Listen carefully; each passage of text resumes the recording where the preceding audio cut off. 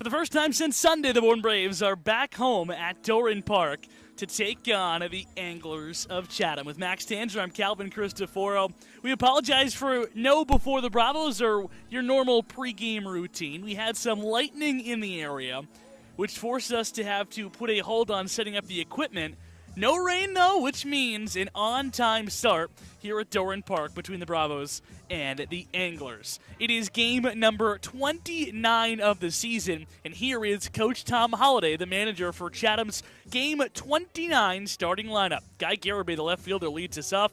Jake DeLeo in center field hits second. Marcus Brown hits third. Cooper Engel, the DH tonight, cleans us up. Caden Greisch at first base hits fifth. Hayden Travinsky, the catcher, hits sixth. Mitchell Daly, the second baseman, hits seventh. Lyle Miller Green in his return to Doran Park, an Angler from a season ago, hits eighth. And Anthony Nunez, the third baseman, hits ninth. It'll be the right-hander Seth Keener on the mound for the Braves this evening. This will be his sixth outing, his first start. But remember, his first outing was that start against Katuitt, and he got roughed up. But since then, it's been just tremendous. 2 earned runs in 11 1/3 of an inning's work. A 1.62 ERA in that span. Has struck out 8 batters along the way. That ERA is still in good shape at 3 on the dot. So look to keep things going here. He's been stellar out of relief for Scott Landers. Gets another opportunity to start against a struggling offense in the Chatham Anglers. An Anglers lineup that is in the bottom or near the bottom in pretty much every offensive category. They are, though, over the Mendoza line, or I guess right at the Mendoza line, a 200 team batting average. The last team to reach the 200 mark this season, but they are still in the cellar in that category, as they are in hits per game, runs per game, and if you can think about it, they're either 1 or number 2 in the back of the pack in offense. But every time the Braves and Anglers have met this season, they've been really tight. The Bravos winning here 5-4 and eking out a win 3-2 in Chatham a couple of weeks back. Seth Keener toes the rubber. It'll be Guy Garibay Jr. to start us off. As on a night with lightning flooding the area, we are underway right on time, or I guess a couple minutes late at 6:02.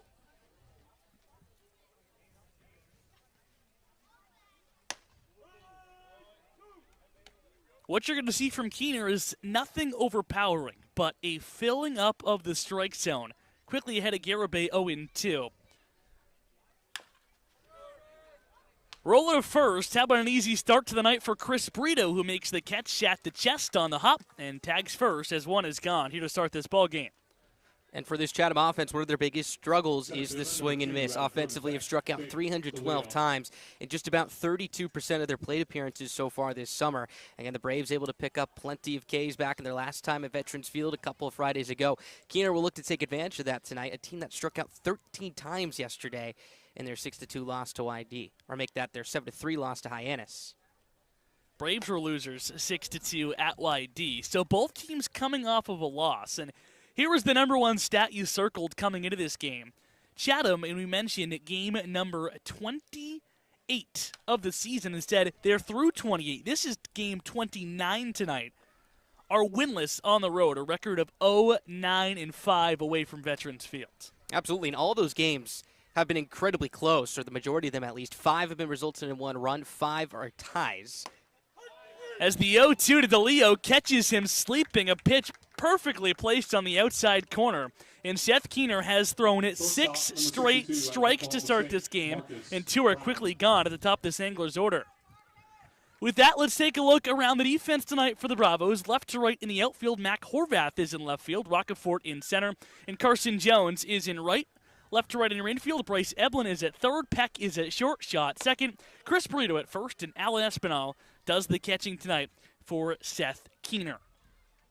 And Keener's going to work really fast here tonight so far. Has already been getting the ball back and chucking immediately. Quickly, 2 up, 2 down to start this frame, and here is Marcus Brown, the shortstop. But after throwing 6 straight balls to begin this contest, Keener has fallen behind the number 3 batter 2-0. 3-0. And this offense for Chatham, third of the league in walks as well, so you could circle that strikeout number as much as you want, but they'll take their free pass. Of course, you have the league leader in walks and Engel on deck with 21, but they've walked 106 times, good for third in the league. One of the offensive categories that they are succeeding in this season, getting those runners on base is one thing, but pushing them across is another. You take last night, for example, which has just been a microcosm of their season.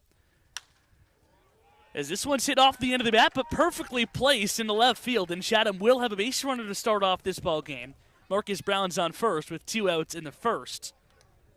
But last night, Chatham left 13 men on base, and that has not been an uncommon trend for this Anglers lineup. Absolutely, and I mentioned the walk numbers. Their on-base percentage, even though they're the top third of the league in that category, at .305, which is 8th in the league. You go back to their last game against these Braves, had a couple of opportunities late in that ballgame, particularly the 9th inning with the bases loaded and the winning run, in scoring position with less than 2 outs and couldn't check in right there as well. So that'll be something the Braves look to take advantage of because that was what they've been struggling with offensively over the last few weeks. They had that little stretch of 4 games where they were hitting about .420 in those opportunities, but now are 4 for the last 19 entering tonight over the last 2 contests. Keener back to work and back filling up the strike zone quickly ahead of Cooper Engel, the DH tonight, 0-2. You mentioned that number for Engel, 21 walks. That leads the entire league, but the Braves first baseman Chris Brito, or you might know him as Mr. Take Your Base, has 20 right behind him as they sit 1-2 in the league. The 0-2 off the end of the bat. Again, a diving attempt by Peck won't get it. It trickles into left field. And Chatham, after getting 2 men quickly retired, has put together back-to-back base hits. And 2 are on board here for the power-hitting first baseman in Caden Grice. And a really good effort by John Peck over there at shortstop, who's really flashed it over the last couple weeks and this entire season. Again, almost floating off the ground right there towards his right. A couple of really good approaches from both Brown and Engel right there against Keener. Keener's continued to pound them away with the heater, and they've sat back and served a couple of soft line drives in the left field for 2 base knocks. And now they look to cash in on those base hits. Here is Caden Grice, a just menacing presence in the left-handed batter's box. That's something he's been accustomed to seeing, though. Strikes. Grice leads the entire Cape Cod League with 38 punch-outs this season. So he can hit the ball harder and further than just about everyone in this league. But he has struggled with punching out on the year.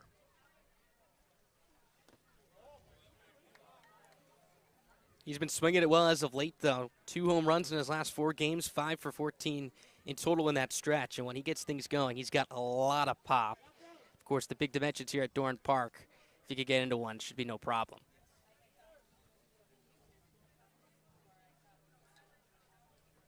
Third matchup of the season between the Braves and Chatham. Second here at Doran Park and final here at Doran. The 1-1. Swing and a miss, and that's that big home run cut you were talking about. But it's by Grice as the count goes to 1-2. And Keener being very aggressive with the strike zone. 13 of the 17 pitches he has thrown are all for strikes. Fell behind Brown quite quickly, but bouncing back. And that may be something that these Anglers look to take advantage of right here. We know they're ready to swing it. Pretty free swinging as an offense. But if they can put some balls in play against Keener, they should be in good shape. Keener looking for his second strikeout of the inning, but he won't get it. Instead, he'll get a ground ball rolled right to his first baseman, and Chris Brito wins the chase to the base to retire the side here in the first. Keener allows 2 two-out singles, but nothing more. We're headed to the home half of the first, scoreless, the Bourne Braves Television Network. Feeling lucky? Head over to the 50-50 table at Doran Park and play everyone's favorite ballpark game of chance. A different list of prizes are available every home game, and of course, half the pot is always up for grabs. Take it from me, my family played the 50-50 last season and won a gift certificate to a local ice cream shop, and I can tell you firsthand it was delicious. Check out the list of prizes over at the 50-50 table next to the concession stand and play the 50-50 leg because I'm sure there's a prize for you. For the first time since 2019, the Cape Cod League All-Star Game is back. On Saturday, July 23rd at 6:45, the best players on Cape will come together in Wareham and duke it out in an East Division versus West Division clash. In 2021, the Braves had a league-leading 9 All-Stars, but they weren't able to shine in the mid-season showcase. But now the game is back, and it will include your favorite Braves stars as well as the best talent from around the Cape. This is Wyatt Hensler, infielder from Pennsylvania, and this is Bourne Baseball.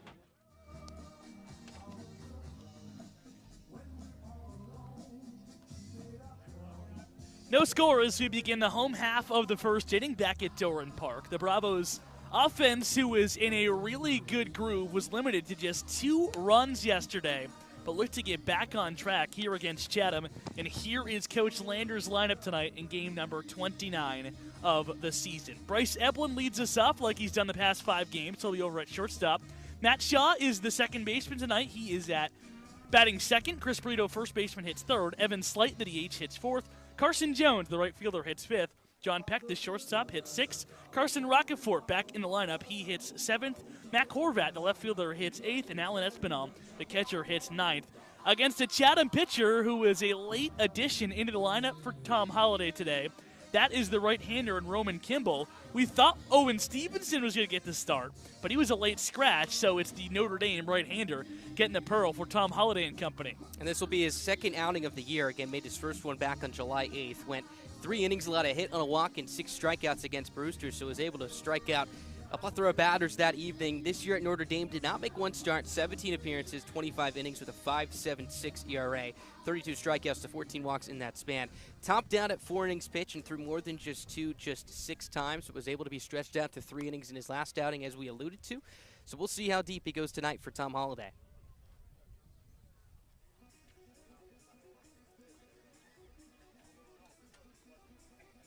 So his second appearance of the season, the right-hander from New Hartford, New York. And in the Utica area right outside of central New York, Max, an area I know you know well. Absolutely. I mean, you as well. We're all up there for school. So here's Bryce Eblin to lead off the ball game for the Bravos tonight. Bryce had his 5-game hitting streak snapped last night. He took an 0 for 4. In that 5-game hitting streak, he was 10 for 20, really tearing the cover off the baseball. And a guy who's been consistently getting on base. There was a stretch in that 5-game hitting streak across 3 games where he reached base in 11 of his 17 plate appearances.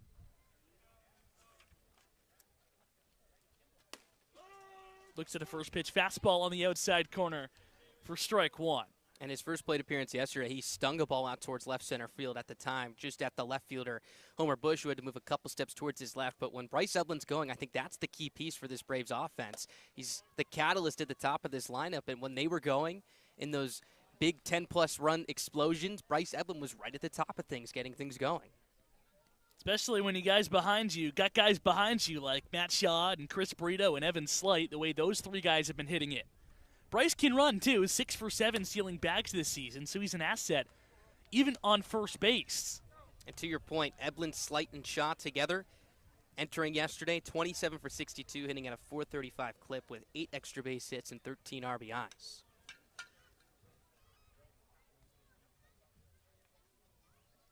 Here's Kimball's 2-1. Up and away, it's gone to 3-1. So Mr. On Base, Bryce Eblin, or as he's been over the past couple of outings, looking to start this game off first base for another time during this run he is on. Good opportunity for a base hit, ball 4 situation, a 3-1 count here to start the Braves' offensive night. The pitch. Ball 4, he walked him on 5 pitches, and now Eblin will be on first base to start off the Braves' night. And for this pitching staff for Chatham, they've allowed the most walks this season at 121. The Braves the second most, so we'll see if a handful of free passes tonight, if not more, and a good opportunity for Eblin to get things going here at the top of this lineup as you send it to Murderer's Row in 2, 3, and 4. A Chatham pitching staff this season that holds a 3.93 ERA in total. That's 8th in the league. But over their last 7 contests, an ERA up over 5, I should say, 5.22 ERA. Over the last 7 games, teams are hitting .272 against Anglers pitching over the past week.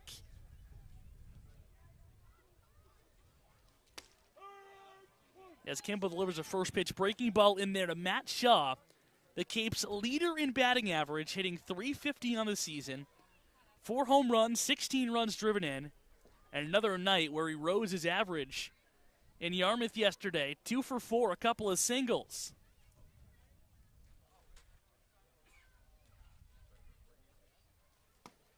Another curveball. This one gets the inside corner, so it's gone to 0-2 on the Braves' second baseman this evening. And for Shaw, I think that was a quiet 2 for 4 with an RBI. than what we're used to, because the last couple nights it seems like he's been driving in multiple runs with the extra base pop, but he just continues to do it at the top of this lineup, earning the respect from this entire league, at least from the pitching side. A couple of breaking balls to start things off. Wouldn't be surprised if he is seeing majority breaking balls for the rest of the summer here.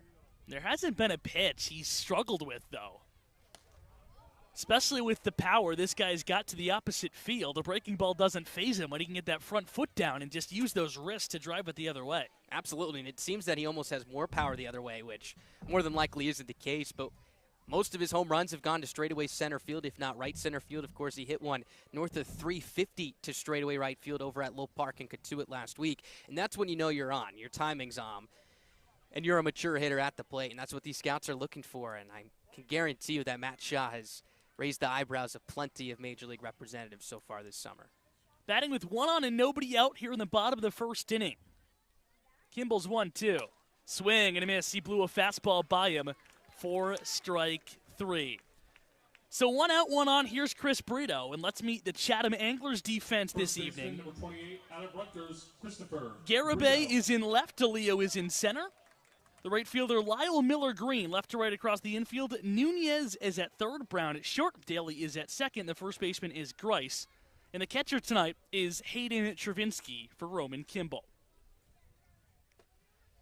Another check over on Eblin over there. He's in there with a head first slide. A couple of those pickoff attempts has been tight.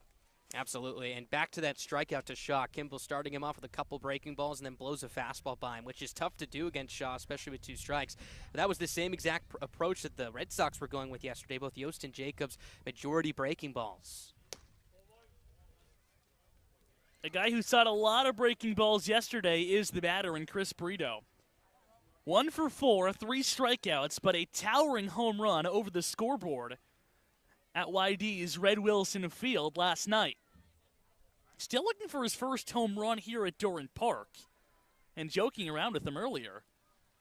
We said, is there going to be a repeat performance of the home run we saw from last night? And he goes, come on, you know we're playing at home tonight. Absolutely, and I would not be surprised if he's received an invite for the Home Run Derby. That's going to be in Wareham next weekend. And if he is, that is going to be a show. All 3 of his home runs this season have had an exit velocity over 100 miles per hour. Looking for another one of those there, but he misses a fastball at the letters, and the count goes to 2-1. And he got a fastball yesterday on the first at-bat that Zachary Jacobs had come to the mound for YD, and that was absolutely socked over the scoreboard in straightaway left field. Another swing and a miss on a pretty similar pitch. And when he hits them, there's no question. We said it jokingly on the air yesterday, but there's no wall scrapers in the vocabulary of Chris Brito. I mean, it's just tremendous. Every ball that has left his bat that's gone over a fence, we could just put our heads down, and we know it's going over.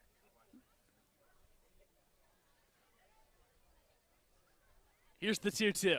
Swing and a miss. Back-to-back punch-outs here for the pitcher in Kimball, who after allowing the 5-pitch walk to Eblin has hunkered down and punched out 2 straight bravos. And he's been able to blow a couple of fastballs by both Shaw and Brito, who love to hit that heater. So it has some life on it, aided by that curveball, which he's been willing to use early in counts. And now that brings up a hot hitter in Evan Slight, who likes to get the fastball as well. But again, not too many Braves have seen it early in at-bats so far. There's the fastball in the first pitch, and Slight's all over it, fouling it straight back to the screen. There was some rain in the forecast, potentially, before the game today. Definitely some dark and scary clouds. We saw lightning about 35 minutes prior to first pitch, but on-time start here at Doran, and the clouds have faded over the center field wall. Blue skies under the field right now. And if you were just walking to the ballpark right now, I don't think there would have been any sort of thought process that there was even a thunderstorm in the area. A couple of lightning strikes before the game, but at least from my memory, not a drop of rain.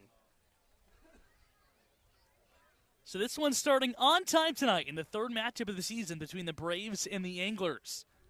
Kimball's 1-1 to Slight. Swing and a miss on a fastball upstairs. That has been his go-to pitch in this inning, and it's one pitch away now from punching out the side. Absolutely, and every swing on it has been late. Eblin was the only one that walked, but no one has put it in play against him so far yet. We'll see if he comes back to it right here with Slight, who's seen a heavy diet of it so far. Eblin dances off of first base, hasn't attempted a steal. He is not going, as the 1-2 is up and away for ball 2. And Kimball, now in 17 pitches, is only throwing 9 of them for strikes, 8 balls on top of that. So that'll be something that the Braves look to take advantage of here, be a little bit more patient.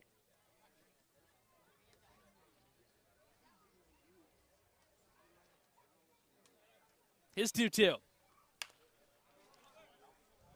Foul ball down the first baseline. So Eblin over at first base, a lot of speed.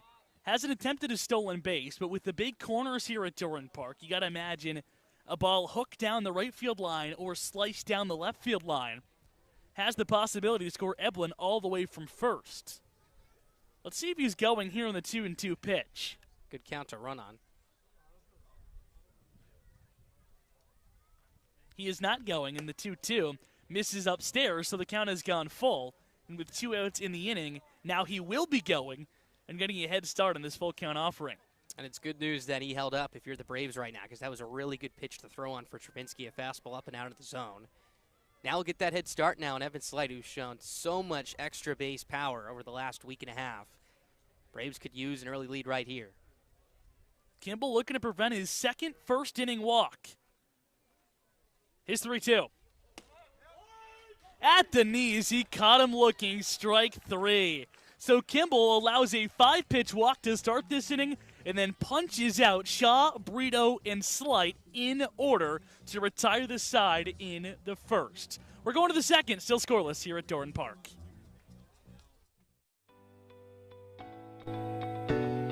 Can first pitch not come soon enough? Well, don't worry. Before the Bravos has you covered.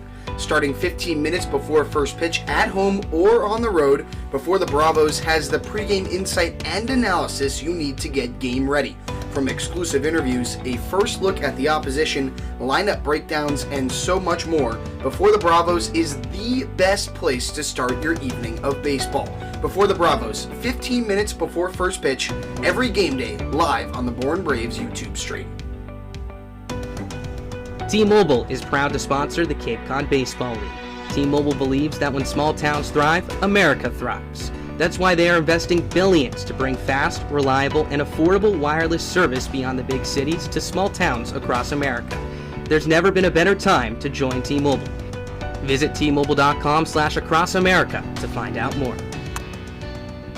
This is Braves pitcher Hunter Furtado from Alabama Baseball. This is Born Braves Baseball. So both teams strand at least one base runner in the first inning. Neither push across a run as we're going to the top of the second inning in a scoreless tie. Here back at Doran Park for the first time since Sunday evening. That was a win for the Braves against the Katuitt Kettleers.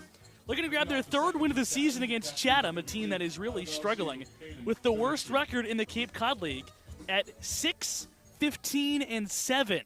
Yeah, you heard that right. 7 ties. You think the Braves have a lot with 6. Well, Chatham has one up done with 7.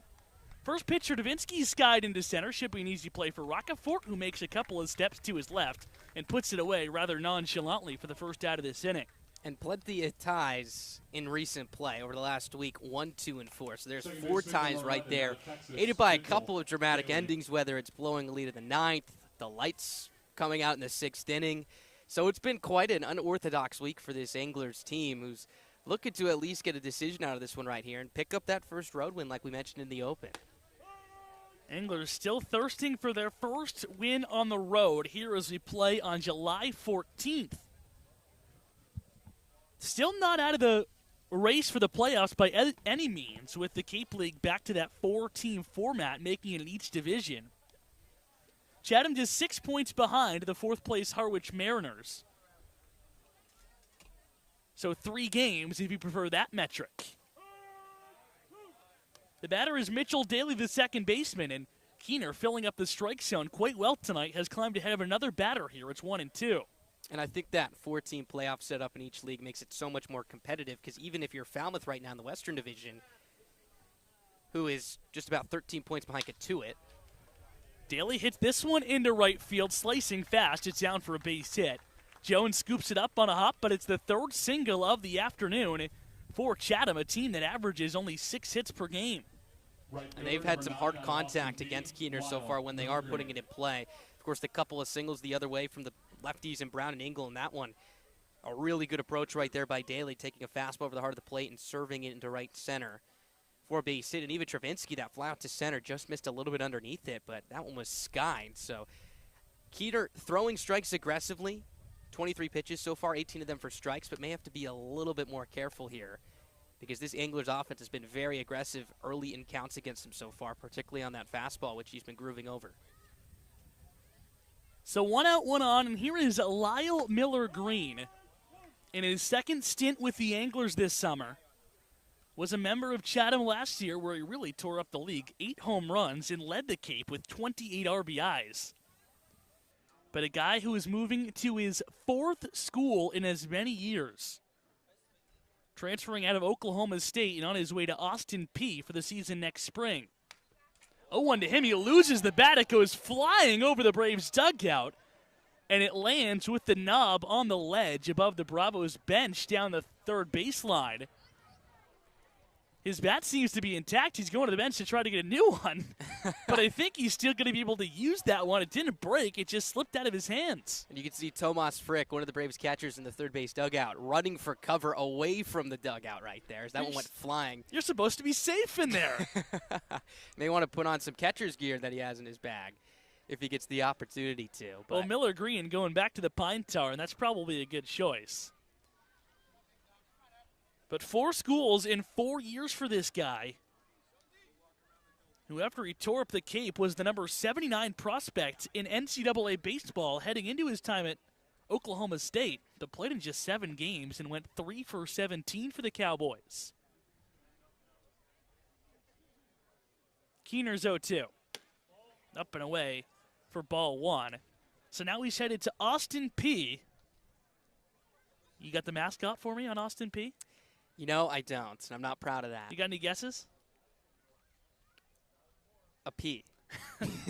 The Governors of Austin Governors, Peay nice. get a new outfielder next spring, and Lyle Miller-Green, who watches a off-speed pitch miss below the zone, and after being behind in the count 0-2, he's evened up to at 2-2 here on the Braves starter, Seth Keener. And if they were the Austin Peay State Peas, that would be, I don't know if that'd be the best name in the world right there, but he has one constant in his baseball collegiate career, and that's the Chatham Anglers, so he has that. Really tight pitch there, 2-2.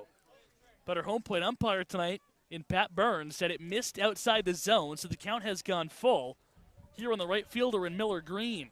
And really, this is the first deep count we've seen from Keener tonight running full here. Anglers were very aggressive through the first 6 plate appearances. His 3-2. Runner is going, but the pitch misses up and in. The throw from Espinal's not going to matter. So he puts it in his pocket, and there's 2 runners on base for the second straight inning, this time with just 1 gone. And Keener's command has been somewhat of an issue. 7 walks to 9 strikeouts through 15 innings of work so far this season. And we mentioned this is an Anglers team that will take the walk if you give it to them. The Braves have struggled with that as a pitching staff as a whole as well. We mentioned second in the Cape Cod League just behind Chatham for free passes handed out. The good news is the 9-hole hitting Nunez is at the plate, and he's been struggling, but a guy who has plenty of experience and can break out with one swing of the bat. First pitch to him is fouled off over our heads. Nunez is another interesting story, a guy who spent 2 seasons in the minor leagues. And you're probably thinking, hey, wait, how is that possible? Well, he was drafted in the 29th round by the San Diego Padres. And he didn't take an agent until he was drafted. So post-draft, he acquired an agent. And he played for 2 seasons under the league minimum, making him still eligible to play at the University of Tampa, where he'll be headed this fall. So makes him eligible for college, makes him eligible here for the Cape. You mentioned his struggles. Started 0 for 11, but is 2 for his last 4, including his first extra base hit in the form of a double last night. Keener makes quick work of him, though, as he's down on just 3 pitches. That's a big-time strikeout by the Wake Forest righty as he leaves the runners where they are. and 2 are gone. Here with 2 men still on base for the leadoff man and Guy Garibay. That was a really good breaking ball, twirling towards the back foot of Nunez, getting him to swing over the top. So it seems like first time through the order, Keener has attacked with that fastball earlier in counts, then gone to that breaking ball. We'll see if that flips here, getting to face the lineup for a second time now. Garibay bounced one over to first base to start this ball game. An easy put out for Chris Brito. And Keener climbs ahead of him again. It's 0-1. And there was that breaking ball first pitch right there. A really good spot on the inside corner.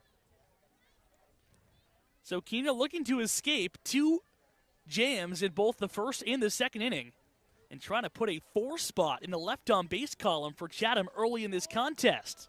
The pitch, though, misses up and in. Espinal can't handle it behind home plate, so the runners advance 90 feet apiece, and they'll be on second and third here for Garibay, who with just a single could put his team up 2-0. And that's a tough break right there. Espinal was setting up outside, had to reach across his body and up to try and grab that one. Just glanced off the edge of his glove. So Keener's really going to have to walk the tightrope right now to keep this a scoreless ball game. So Daly singled. He's on second. Miller Green took ball 4. He's on second. Here's the 1-1.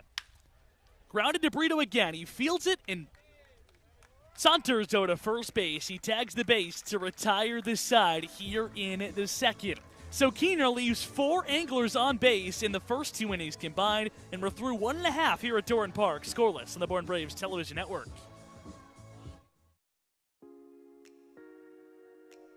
You know what Peter Lawrence, Kevin Yokohama, and Norman Louie all have in common? Go ahead, take a guess. Yeah, that's right.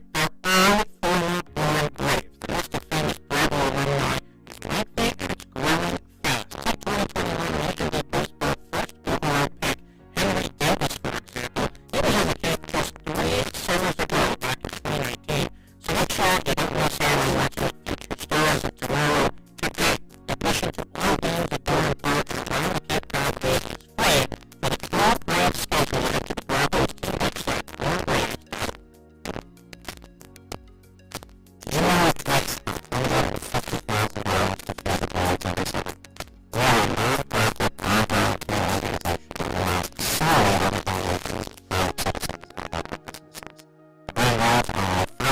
citizens, and government businesses. The Braves are a 501c organization, and all donations are tax deductible. You can donate live online at DoranBraves.com. This is Josh Moran, first baseman from North Carolina, and this is Doran Braves Baseball. A Chatham lineup who has struggled for offense all season long has already left 4 runners on base in this game after leaving 13 on the bases last night. We're scoreless as we play in the home half of the second.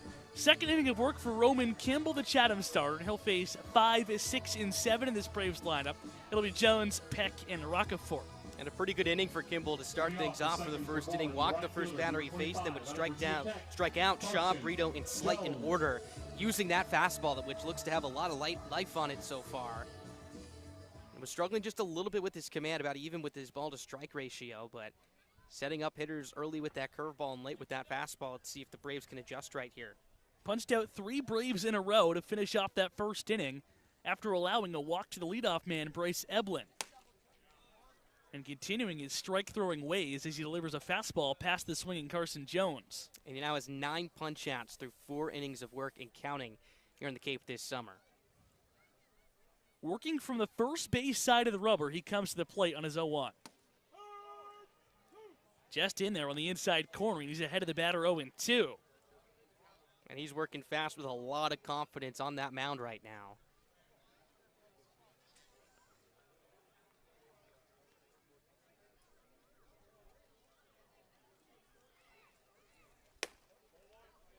His 0-2 misses upstairs for ball 1.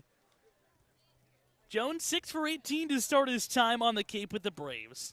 0 for 3 night last night in Yarmouth, did punch out twice.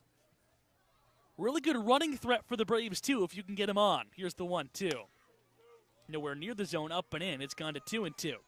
And he's been incredibly impressive. One of the few Braves who have joined the team late offensively, who have gotten off to such a quick start. You can talk about it with Shaw, who came in just about a week late. But Jones, right out of the gates, has been one of the most threatening hitters in this lineup. But Kimball gets him swinging again. That guy is just in a complete rhythm right now. 4 straight Braves gone down by the way of the K, and one is quickly gone here on the second. And not one wrinkle in his approach. It's just been that heater constantly to the first 5 batters he's faced, particularly up in the strike zone right there. Jones taking a 3/4 hack, trying to hold back, but that fastball just has so much ride on it that when you see it up at your neck height, you just think it's going to sink just a little bit towards the top edge of the zone, but just continues to fly straight flat. Kimball's got excellent strikeout stuff. 6 strikeouts in just 11 batters faced in his appearance against Brewster earlier this month. Already with 4 Ks and 5 batters in this one. The batter is now John Peck, who strikes out at the highest clip on the Braves this season. 32 punch-outs for Peck in 79 at-bats. So Kimball looking to keep it going here in the second inning. And how about Tom Holliday just sneaking Kimball out of his back pocket tonight? Of course, as you mentioned earlier on the broadcast, it was supposed to be Owen Stevenson starting the game night for Chatham. Well, he's a late scratch. All right, I got a guy who struck out now 11 of 16 batters so far through 2+ outings. And that's why. How about a curveball that is just dancing up there? His fastball has been really good. And now if he can start dropping that pitch in, you really got to watch out for what this guy's able to do. And we'll see if he starts to mix up that pitch usage a little bit. I think he probably waits until the Braves could even just put his fastball in play. Here's his 2-2. Close, but missing inside. The count goes full. So we know Coach Holliday likes the piggyback starts, so maybe Kimball was the first guy out of the Chatham bullpen. So when Stevenson, the starter, couldn't go, he didn't have a really tough decision on who to start here in the game tonight. And it's paid off up to this point. The 3-2, though, is hit high and deep to right center field. DeLeo's going back, but he's going to pull up and make the catch in front of the Braves scoreboard. Good contact by John Peck, who is still looking for his first home run of the season.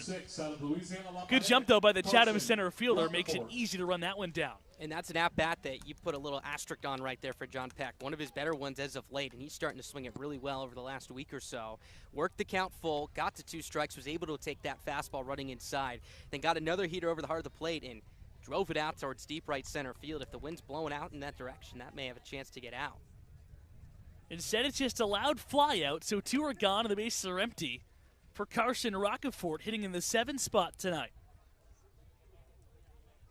Rockefort wasn't in the initial starting lineup last night in Yarmouth, but came off the bench in the 8th inning and ripped a single through the right side of the infield.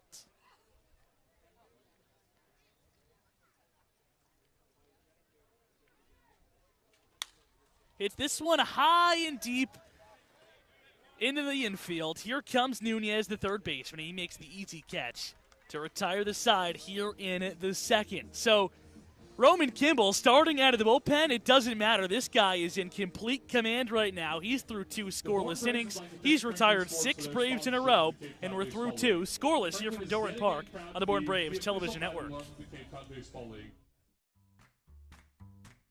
T-Mobile is proud to sponsor the Cape Cod Baseball League. T-Mobile is committed to serve those who serve. That's why they go above and beyond for our active duty military, veterans, and first responders. Visit your neighborhood T-Mobile store or T-Mobile.com to learn more. For the first time since 2018, the full Cape Graduate playoff slate is back. Last season, just 2 teams from the East and West Division respectively played in the shortened playoff format, and this year there will be a full 8-team slate. 4 teams from the East and West will get a share at the title. The Braves have missed the postseason just once since 2007 and look to make another run back to the title game in 2022, a series that lost a season ago. It's the Cape Cod League playoffs, and they're back in full swing for the first time in 3 years. The 2021 West Division champs are defending their title. Now back to Born Braves baseball. As the boys are back in town, echoes throughout Doran Park. The Braves return to Doran Park after a road game at YD yesterday and Falmouth before that. Max Tanzer joined alongside Calvin Cristoforo as we enter the top half of the third inning. Scoreless here between the Anglers and the Braves as they face off for the third time this year. Bourne looking to pick up their third win against Chatham this summer as well. Seth Keener coming out for his third inning of work and has allowed a couple of base runners through his first 2 innings of work, but has been able to hang up 2 zeros. Yeah, Keener's been really solid all season long. We talked about his ERA coming into this game. At 3 through 5 outings already here for the Braves. So he's been really solid, a guy who Coach Landers has relied on all season long. Who was starting was TBD up to this morning when we got the starting pitchers at around 9 a.m. Keener, not a bad option to throw in there, a guy who's been really consistent and really consistently good for the Bravos all season long. No doubt about that, and that just shows you the depth on this pitching staff for Scott Landers. Even after losing a couple of their key starters over the last couple of weeks, Nelson Berkwich, Adam Tulloch, just to name a handful. And you have Keener, who's been stuck in the bullpen. DeLeo fouls that one straight back. The count will move to no balls and 2 strikes. And we mentioned it with Tom Hollanday and his ability to have Kimball start things off tonight. You could argue the same thing here with Keener. Just this morning it was announced that he was going to get the start here tonight. Yeah, little did we know, both pitchers were really TBDs yesterday afternoon. 0-2, swing and a miss for strike 3. Good breaking ball, pulls the string on DeLeo. Second time he's been punched out by Keener tonight. His third strikeout in total. 1 up, 1 down here in the third inning. That's a good sign for the Braves because DeLeo had their number in the previous 2 games. 3 for 8 with a homer and 3 RBIs. That home run, a big one against Hunter Furtado a couple Fridays ago at Veterans Field, which tied the ball game up through his 5th inning of work. Braves will win that one 3-2. Here's Marcus Brown. First pitch is cued off the end of the bat. 0-1 the count. What are we going to call that game at Veterans Field? The catalyst for Evan Slight. Yeah. Really the first game that got him going, and he was a big part of why they won that game 3-2. That was a gritty win. I mean, you talk about the win against Falmouth on Tuesday, a 4-3 decision where the Braves left the bases loaded to grab that victory. Chatham was different because it was a 1-run game going into the 9th, and Willis got the leadoff man in that inning to roll over to third, but an error put him in on second base with nobody out in the frame, and with his back against the wall and the bases loaded with just 1 out, he got a pop up to third and a fly out to right to end that ball game. And Mason Palio was just tremendous in that game as well, who's no longer with the club. The 0-2 is in there for strike 3. Got a breaking ball in the inside corner.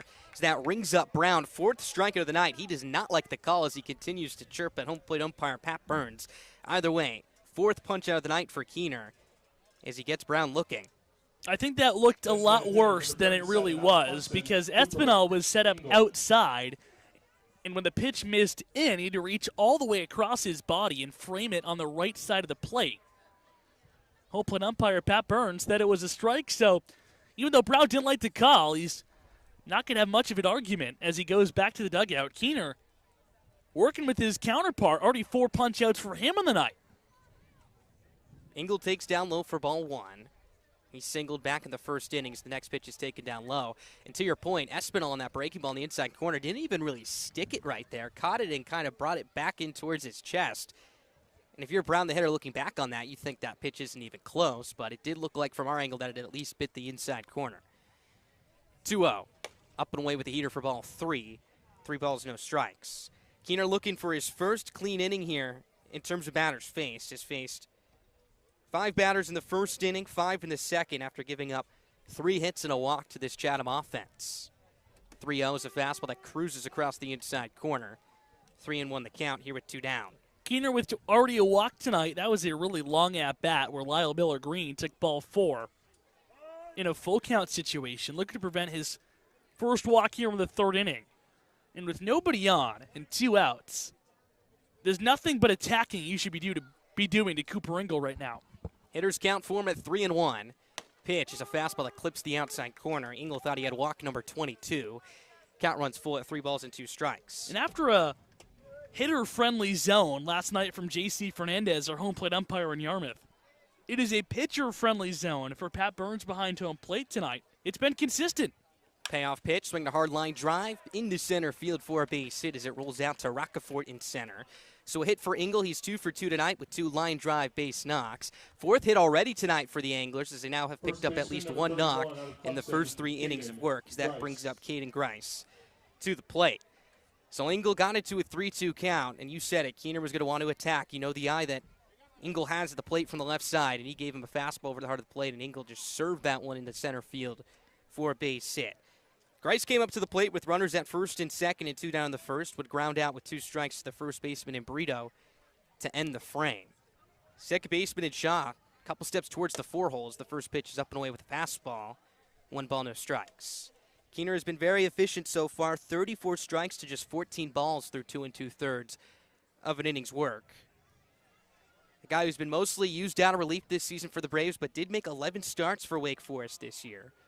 The 1-0 pitch is a bender taken down low. 2 balls, no strikes. The deepest he went for Wake Forest this spring was 5 innings. So we'll see how long Scott Landers extends him. A right-hander is warming up down the left field line for the Braves as we speak. Haters count for Grice, who you have to be careful with. We sent it. Home run yesterday in the 7-3 loss to Hyannis, and 2 in his last 4 games. 2-0 is a fastball well upstairs for ball 3. Keener falls well behind at 3 balls and no strikes. Keener's being a little bit too careful. Falling behind 3-0, and after getting into a full count with Engel, climbing your way back to a full count after being behind 3-0. You don't want to walk back-to-back base runners against a struggling offense like Chatham. Especially after getting 2 rapid outs, both a strikeout to DeLeo and a strikeout to Brown. 3-0 is tapped on the first baseline and foul. Grice got the green light as the count moves to 3-1. Grice, a fan favorite over in Chatham, was, of course, with them last season in 2021, back for 2022, just like Lyle Miller Green, who plays in his 9th game tonight. For Grice this season, has been a mainstay in the middle of this Chatham lineup, and again, does have a lot of swing and miss in his game, but quite a powerful swing as well. Shaw well in towards the 4-hole now. A lot of room up the middle of the diamond. 3-1, swing and a miss out in front of a breaking ball for strike 2. Keener climbs back in as the count runs full. So Engel will get a head start over there at first base.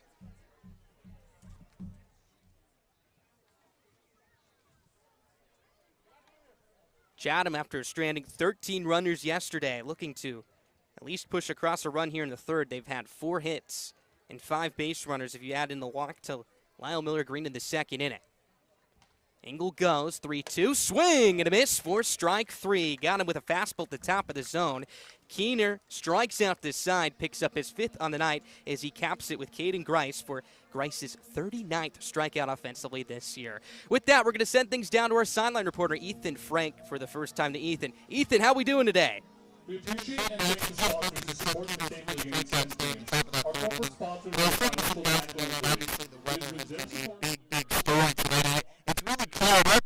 The clouds are evaporating. Things are going away. It looks like a really nice night for baseball. But I wanted to figure out how much of an impact that would have on Keener. So I was talking to fellow starting pitcher Cade Baxter, and he was really saying how unless it starts raining and he has to stop his warm-up, everything is business as usual. So that's how it works for Keener. He's feeling good. He's working well out there. No runs across the board yet. So unless something happens, that's when pitchers start to get out of their little mojo. But because no weather came down, nothing had to be stopped. Warm up as usual, and he was able to go and schedule that nice early inning so far. So looking good.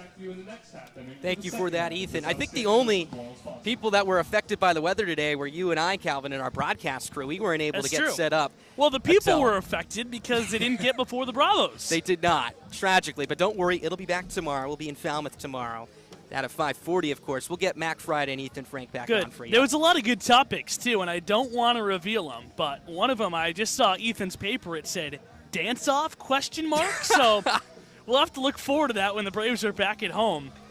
Oh, fantastic. I really want to know what that's about Me right too. now. Are we going to see Mac and Ethan break out the moves? I don't know. That's all I saw. I didn't ask because I was looking forward to it, but I saw dance-off ? Well, we got to imagine that's put in the back burner for tomorrow because we'll be on the radio. They Yes, got to save that yes. for the televised broadcast. Which would be- A 4-game homestand coming up, too, so maybe there's like a continuous thing.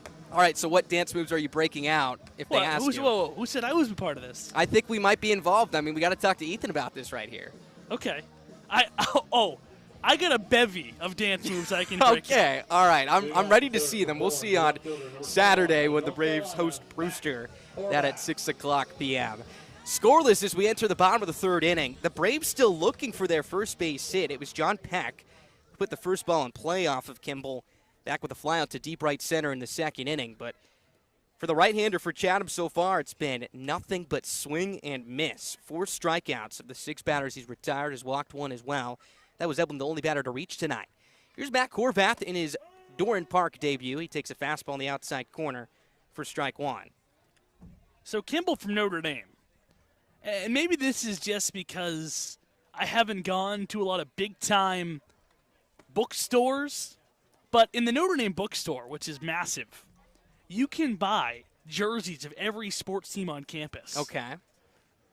And they have all different Notre Dame. They have like the 5 different Notre Dame jersey tops they wear. 1-1's inside. Horvath scoots out of the way. 2-1. And I have no connection to Notre Dame in any way besides the fact that I was on their campus one time. One more time than me, I could say. Those baseball jerseys for sale, they're tempting. I mean, they are. Well, it's a unique color scheme too. They're sharp. They're very tempting, and then you pull the price tag over, and they're a little less no. tempting. What are we talking about? I don't here? remember, but they were like, I bet they were up near the mid 100s.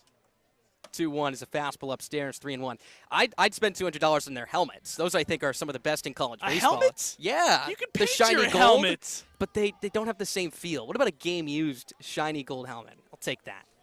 Hitters count for Horvath. Here's the 3-1. Popped up straight back. Count runs full. How about you buy some paint?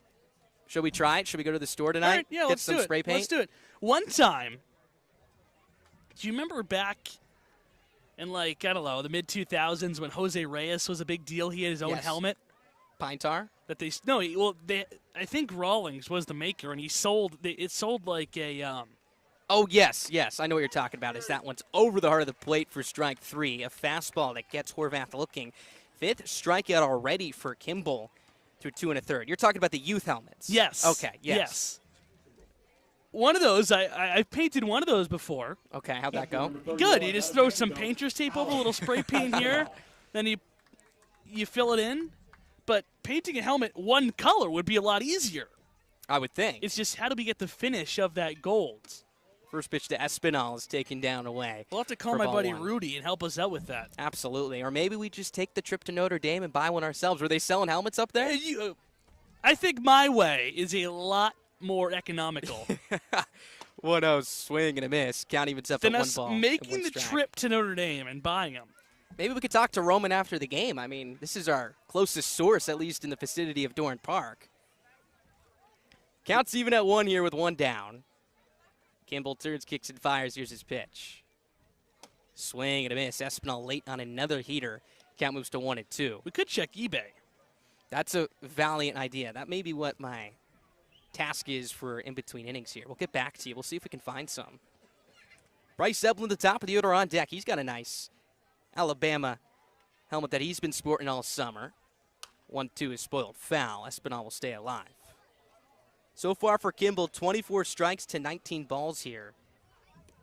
And now has picked up 11 strikeouts. How about this? Just 5 1/3 of an inning's work so far this summer. Here's his 1-2. Breaking ball. Espinal goes around according to the home plate umpire and Pat Burns. Espinal leans back in frustration as he shakes his head, walking back towards the third base dugout. 6th strikeout already for Kimball. Shades of what Drew Summers was doing for Falmouth a couple weeks ago against these Braves. There's 2 down here in the bottom of the 3rd inning. Yeah, and Kimball is just in his bag right now. Now he's faced 20 batters in the Cape the entire season, has punched out a dozen. So 12 of the 20 batters he has faced has punched out, has allowed just 1 hit to those opponents. 60% clip for him as he looks to keep that going. Here's Bryce Eblin, a tough man to strike out. He walked back in the 1st inning. Cues this off the end of the bat. Could be a swinging bunt. Nunez picks it up with his bare hand. Throw to first is in time. What a play. An even better pick on the back end by Caden Grice is that will retire the side. A 1-2-3 inning for Kimball. He is now retired 9 batters in a row. Running to the top of the fourth inning, scoreless here at Doran Park, here on the Braves Television Network. Keep up the speed with the balls when you're after Doran Park by visiting our website at DoranBalls.org. And be sure to follow us on Twitter and like us on Instagram and Facebook. Get the kept up to date all day long with the Braves. T-Mobile is proud to sponsor the Cape Cod Baseball League. T-Mobile is committed to serve those who serve, and that's why we go above and beyond for our active duty military and veterans. Visit your neighborhood T-Mobile store or T-Mobile.com to learn more. A night at the ballpark is one of the best ways to spend a summer evening with the family. Free admission to Doran Park and every field in the Cape, you can bring along the entire crew to experience a 3-hour fun at the park. There's the best collegiate summer baseball league with the whole family all summer long. Tickets starting and ending at $0. Find the full Braves schedule available on our website, BoardBraves.org. This is Josh Moore, first baseman for North Carolina. This is Barry Bonds Baseball.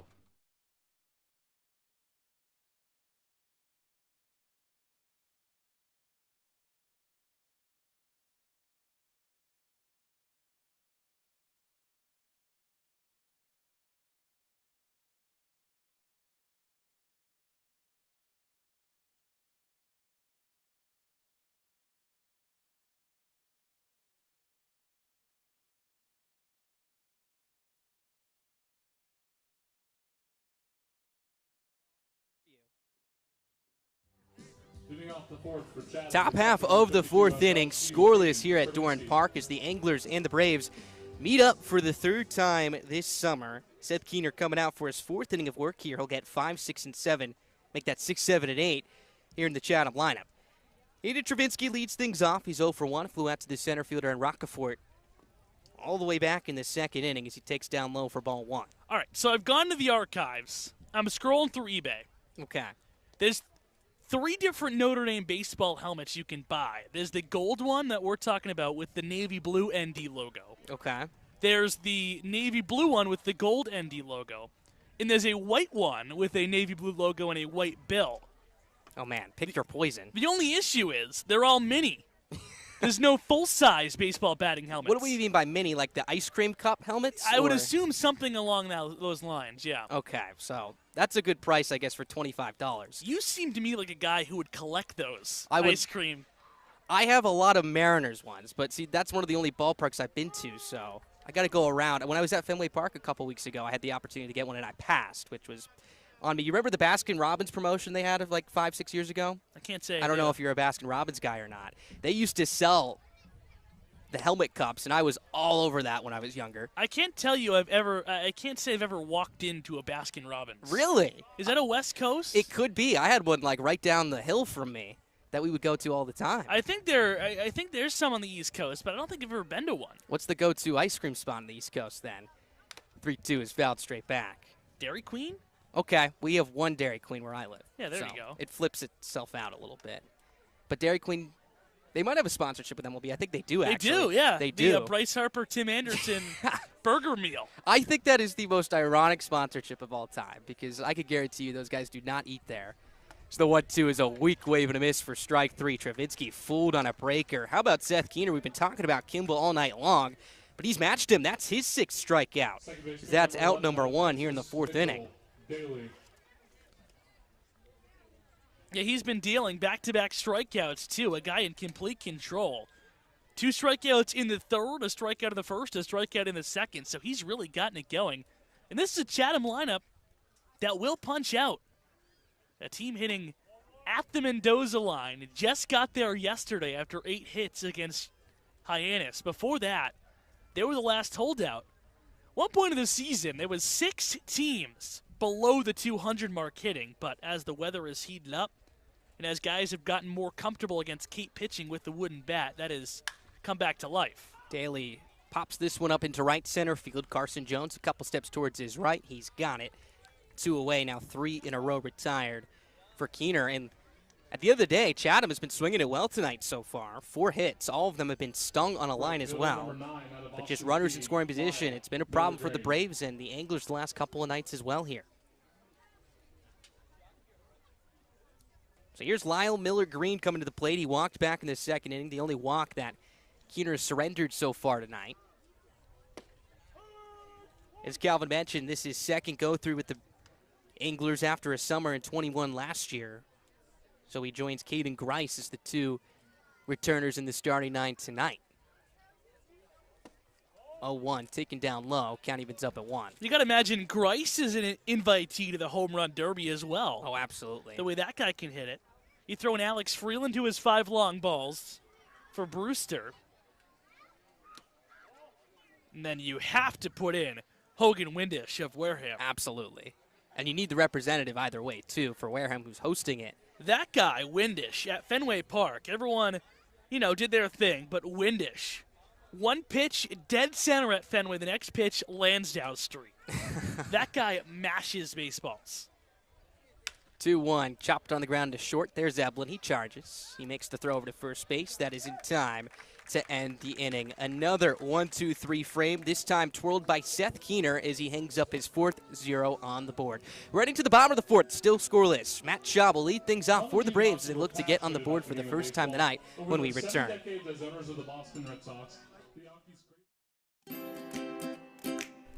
Not being able to make it to Doran Park is no excuse to miss the Braves in action. You can watch every Bravos home game live on the Born Braves television network.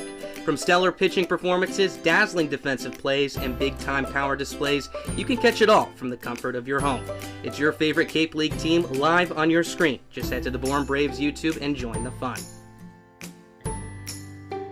You can catch the Born Braves all summer long at Doran Park. With more than 20 home games this season, Braves baseball is just a short drive away, whether you're on or off the Cape. With free admission to every Cape Cod League game, nights at Doran Park provide family fun for everyone. First pitch for all Braves home games is at 6, and you can check out the Bravos' full schedule over at our website, bornbraves.org. Let's take you back out to the ball game. It's time for more Born Braves baseball. Last of the 4th inning, scoreless here at Doran Park. Pitching the story so far tonight. Both arms have 6 strikeouts. Keener threw 4. Kimball threw 3. He struck out the first 2 batters he faced in the third. He's going to have to get through 2, 3, and 4 in the Braves lineup for a second time here in this frame. And Kimball watched Bryce Eblin to start this game on 5 pitches. And since has retired 9 Braves in a row, including Shaw, Brito, and Slight, who he punched out in order in the first inning. I don't think we've said that all season, and I don't think we'll say it again. You get the bellies of the Braves beasts in this lineup here. And you punch him out back to back to back, that doesn't happen. After Kimball walked the first batter he faced, struck out 4 in a row. Looking to keep that going here. Shaw struck out swinging, as Calvin mentioned, back in that first inning.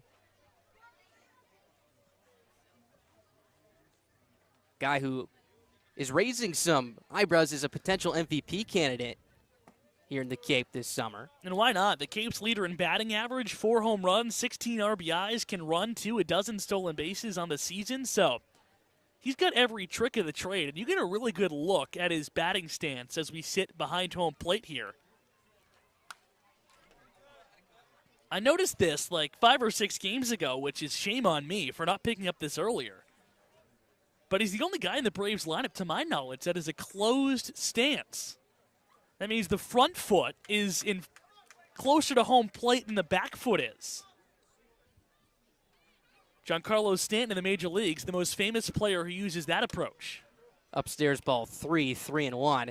And that may be one of the reasons why he drives the ball the other way so well, too, because it helps him keep his hands inside the ball, that back foot already back behind him. Good count for him to do some damage here, 3-1. Count runs full now at 3 balls and 2 strikes. And it's very slight. It's about 4 inches ahead of the front foot, so in front of the back foot. So if you're not paying attention, you think he's straight up and even. But you take a closer look at it, that front foot just peeking right in front of the back foot. 3-2. Swing, and this is skied up the chute to straightaway center field. DeLeo, he takes a couple steps in. He's there to make the catch. 1 away. 10 in a row retired now by the Chatham right-hander. If you probably ask Matt Shaw there, he'll tell you he just missed that one. Got under it and popped it right up the chute. Out to DeLeo, an easy catch for the center fielder. Has Kimball. Talk about coming to the yard and being handed the ball and running with it. This guy is all over the Bravos right now. As it looks like he's cruising through 4 innings, not allowing a hit. On the other side, Cade Grundy continues to work down in the Braves bullpen. And our sideline reporter, Ethan Frank, reports the night is done for Seth Keener. So it looks like it'll be Grundy's 5th inning. But Keener, a guy who was TBD to start this game, 4 scoreless innings. You could not ask for anything more. Brito just missed that one as well. This time skied on the infield. This shortstop in Brown onto the cut of the infield grass. He's there. 2 away. And you said it, Calvin. Keener, just tremendous. Through his 4 innings, 6 strikeouts. Came into tonight with just 9 through 15 in an inning's work. And how about this for a twist? Owen Stevenson is now getting loose in the Chatham bullpen. So maybe it was just a piggyback start switcheroo. Tom Holliday maybe want to switching up some looks. Here's Evan Slight with 2 away. Well, between the two of them coming into this game, Stevenson and Kimball combined just 3 innings of work, and they were all from Kimball, who had a 3-inning outing earlier this week in the 4-4 tie to Brewster. So he's looked really sharp. Tonight's starter, who was supposed to get the ball for the first time this season for Chatham, and Stevenson, now looks to be the first guy out of their pen. 0-1, swing and a miss. Slight out, I should say behind a fastball right there as the count moves to 0-2. And I'll be curious to see how the stuff is different for Stevenson versus Kimball. Kimball doesn't have as much experience going deep, so maybe Stevenson can provide some more length. 0-2. Swing and a miss for strike 3. Another punch out for Kimball. He struck out 7 batters tonight through 4 innings of work. 11 in a row retired. He has been glorious for Chatham this evening so far. Top of the 5th coming up, scoreless here at Doran Park. The Bourne Braves will be holding youth clinics this summer. They're for boys and girls ages 5 to 12, plus we'll offer 1 week of clinics for ages 12 to 15. For more information, visit the 50/50 table near the concession stand or visit our website at bournebraves.org. Win or lose, there's always a Brave that sticks out on the field. Head over to our YouTube channel by searching the Bourne Braves, or head to @BourneBraves on Twitter and catch the post-game interview every night with a player of the game on game night with me, Ethan Frank. And as always, you have a say on who gets to chat with me. Tweet at us @BourneBraves and use the hashtag Player of the Game to submit your pick for the POG. The stars of the Bourne Braves can't perform well with an empty stomach, and neither can the best fans in the Cape Cod League. Hungry at Doran Park? Visit our concession stand down the third baseline, serving your favorite ballpark classics, including hot dogs, hamburgers, popcorn, cold drinks, and more. The concession stand at Doran Park is the place to go, because the only thing better than watching the Braves live is watching the Braves live with a hot dog in your hand.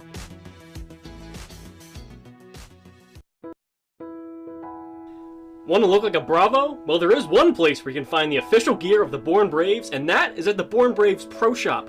Open during every home game and located on the ground level of the press box, you can find Braves hoodies, t-shirts, hats, and more, all in just one place.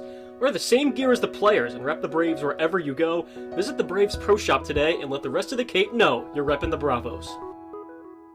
Make sure to follow the Braves on Twitter @BourneBraves for all of your favorite Bravos content. From in-game score updates to player interviews and so much more, the Braves on Twitter is the place to go for the most up-to-date information on the Bravos. Make sure to follow us today @BourneBraves. Now back to Bourne Braves baseball.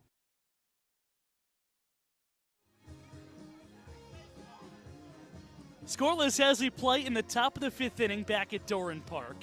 For a Braves offense, that doesn't seem like it should be happening after what the Bravos did over the past 5 games or so before last night's loss to YD. Just tearing the cover off the ball, run outings of 12, 18, and 10 during that stretch. But for Chatham, it's a different story. This is an Anglers lineup last in the league in runs scored.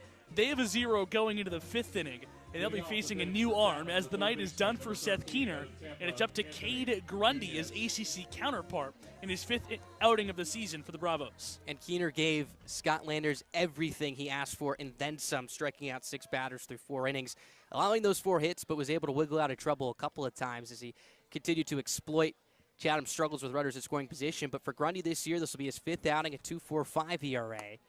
Has struck out 14 batters to 9 walks through 11 innings of work. Opponents just hitting 195. And if you really just take out that one start against Falmouth where he struggled through his first couple of innings, he's been really good for the Braves so far. Looking at 9-1-2 in the Anglers order, Anthony Nunez up for his 2nd time, punched out in the 2nd inning. In the driver's seat, though, here, 2-0. And Nunez, a guy that they really are looking to get going here. That strikeout in his last plate appearance was now his 11th in 16 at-bats so far here in the Cape this summer. A guy with a lot of experience. We talked about his pro ball resume. And Chatham needing bats desperately to get started in this lineup. If you could put him in the middle of the order, getting things going, that would be huge. Has punched out 11 times in 16 at-bats for the Anglers, though, and is in danger of striking out for the 2nd time tonight behind the count, 2-2. Here it is, 3-2. And for Grundy, when he's struggling, it's going to be the lack of command. 9 walks in 11 innings so far. Even in 2 scoreless innings against the Kettleers back on the 10th, still walked 2 of the 8 batters he faced.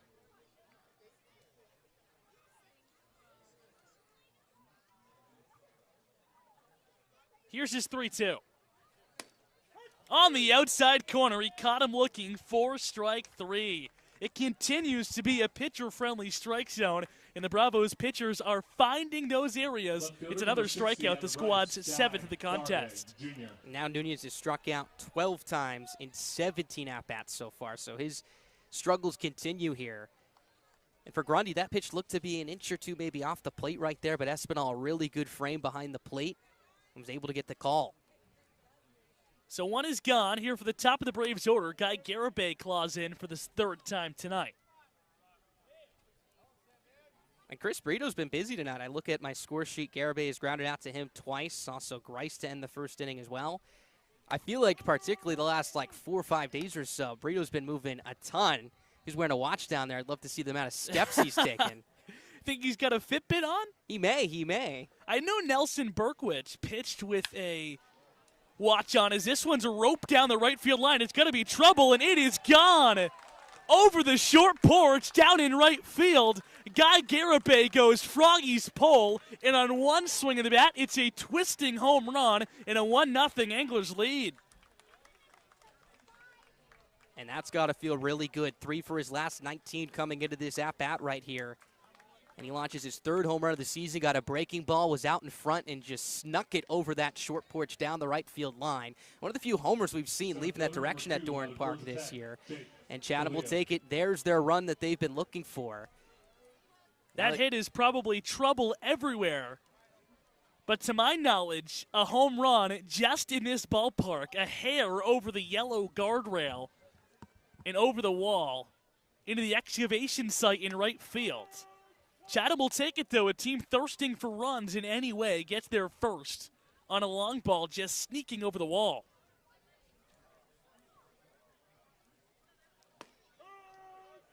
The batter is now Jake D'Elia, who did nothing of a sneaking sort when he hit one off the scoreboard in Chatham when these two teams last met. He's punched out twice tonight and is behind in the count here 0-2. And he has 3 home runs himself so far this season.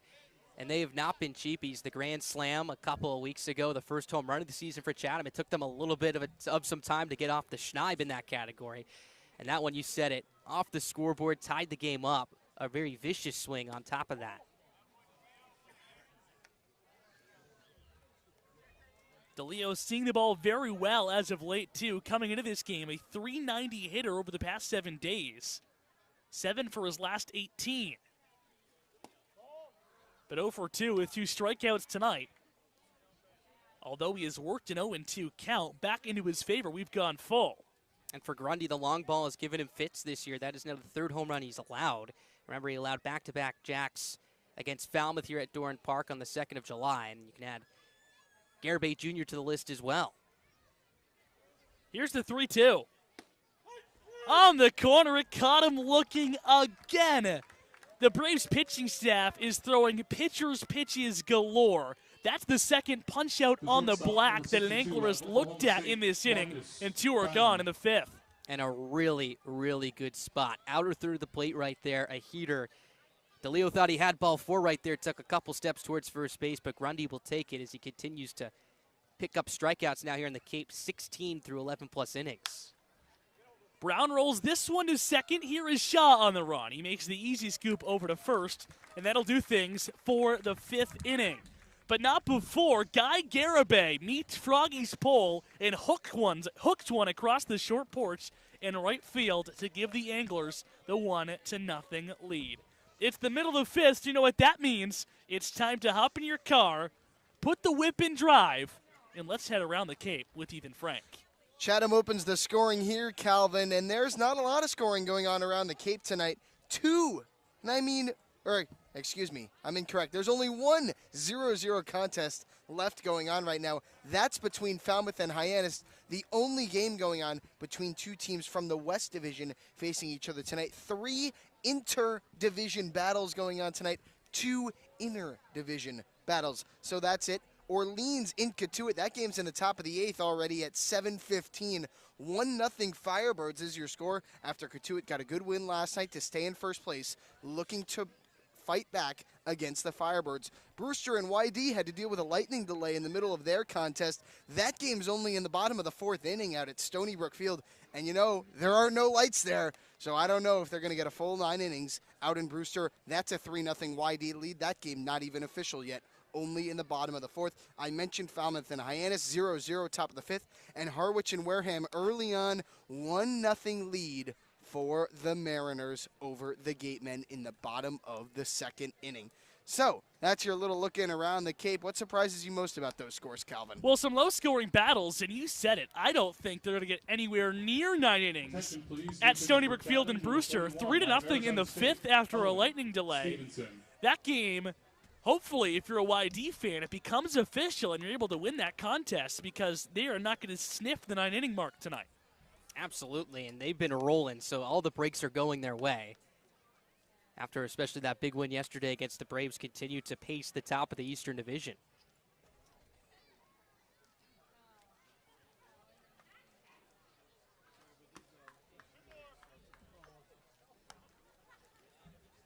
One nothing is the Chatham lead, though, back here at Doran Park as we welcome you into the booth with Max Tanger. I'm Calvin Cristoforo. The Anglers, after a really good performance, that's to say the least, 4 hitless innings out of Roman Kimball, have gone out to the bullpen. And here is Owen Stevenson, who we thought was going to start this game, making his Cape debut in the home half of the 5th. No doubt, and look, Stevenson doesn't get the start, but has a lead now, just coming into the game right now.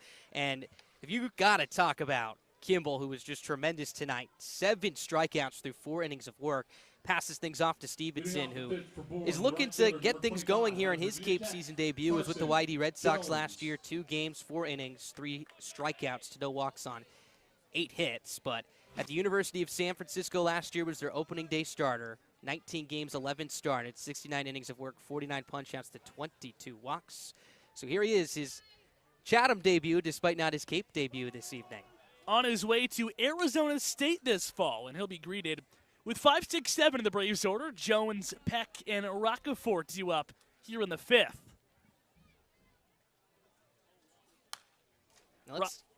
Let's see if Jones can get something going here. We saw the home run down the right field line off the bat of Garibay Jr.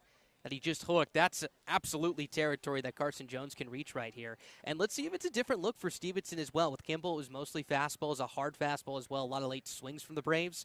Maybe a different tempo here that Holiday is going to challenge the Bravos with here. Braves looking for their first hit tonight.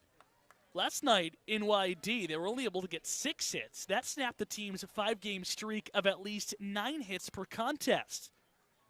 Just looking for a couple as they trail 1-0 here in the 5th inning tonight.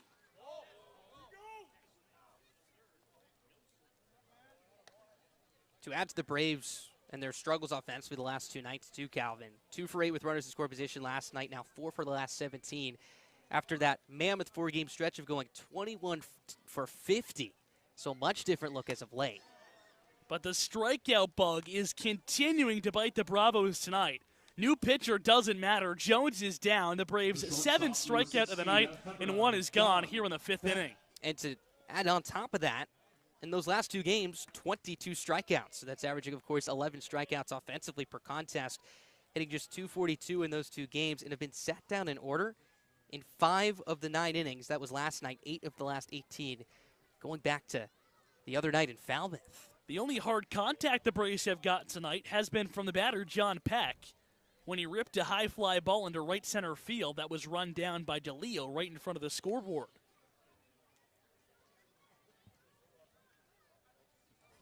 And this one stung as well, but right at the second baseman, and Daly, who readjusts with the backhand and makes the throw to first, as it's been 2 unlucky bounces for John Peck tonight.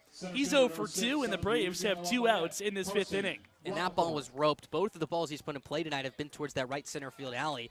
And Daly, I thought this one was almost going to hop past him. It hopped off the cut of that infield grass and then skidded at about the ankle height towards his right. But quick reaction time was able to make the backhanded stab to retire Peck. So now it's up to Carson Roccaforte as the Braves have been set down in order ever since Bryce Eblin started this game with a walk. Since then, 14 straight Braves have been up and have been down. Roccaforte looking to end that streak here with 2 gone in the 5th inning. There's a spider on my scorebook, Calvin. I do not like bugs, I'll tell you that. You've learned one thing about me. That's a good double negative there. Yes, you're right. That confused me almost for a second there. There was a wasp flying around earlier. Wait, I think you messed up that double negative, though. You said, I don't not like bugs. So I don't not That means you like bugs. No. Did you just go triple negative? I did. I just raised you one right there. Wow. That's right. After you've been pulling out the double negatives left and right, I had to take a step up right there. Can you even do that? I've never heard it before, but there's a first time for everything. Well, the double negatives aren't allowed to do them anyway, but you are a bad boy. Where are your sunglasses and leather shorts? You know, my sunglasses are inside because it was raining earlier. The leather shorts back at home because it was 85 degrees today. I couldn't wear them. There's a 0% chance you own leather shorts. You don't know me, Calvin. You don't. I guess I don't know you as much as I thought I did. Did you see that wasp flying around earlier, though? I did. That was not fun. I just let them do their thing. Well, we have to flash back to last Thursday and get to it. We were doing our Tomahawk talk before the game, and there was a bug in my hair the entire time, and I couldn't say anything because we were in the middle of the take. 2-2 to Roccaforte's fouled back right at us. That is unfortunate. It was. I felt it crawling around, and I was Did you get it after the... About 5 minutes. So it was in your hair for... Okay, so the take was 2 minutes. It was in your hair the whole time. Well, you got it 5 minutes after, so at the minimum, it was in your hair for 7 minutes. Let me explain myself. It was about 2 minutes for the take, and I was feeling something moving around in there. And then I didn't feel anything for a few minutes, so I thought, okay, maybe it was just the wind blowing, my bangs around or something like that. Then I'm writing in my scorebook about 15 minutes before first pitch, and it just falls straight on my scorebook, and I was not on that game. That's bad news. That is bad news.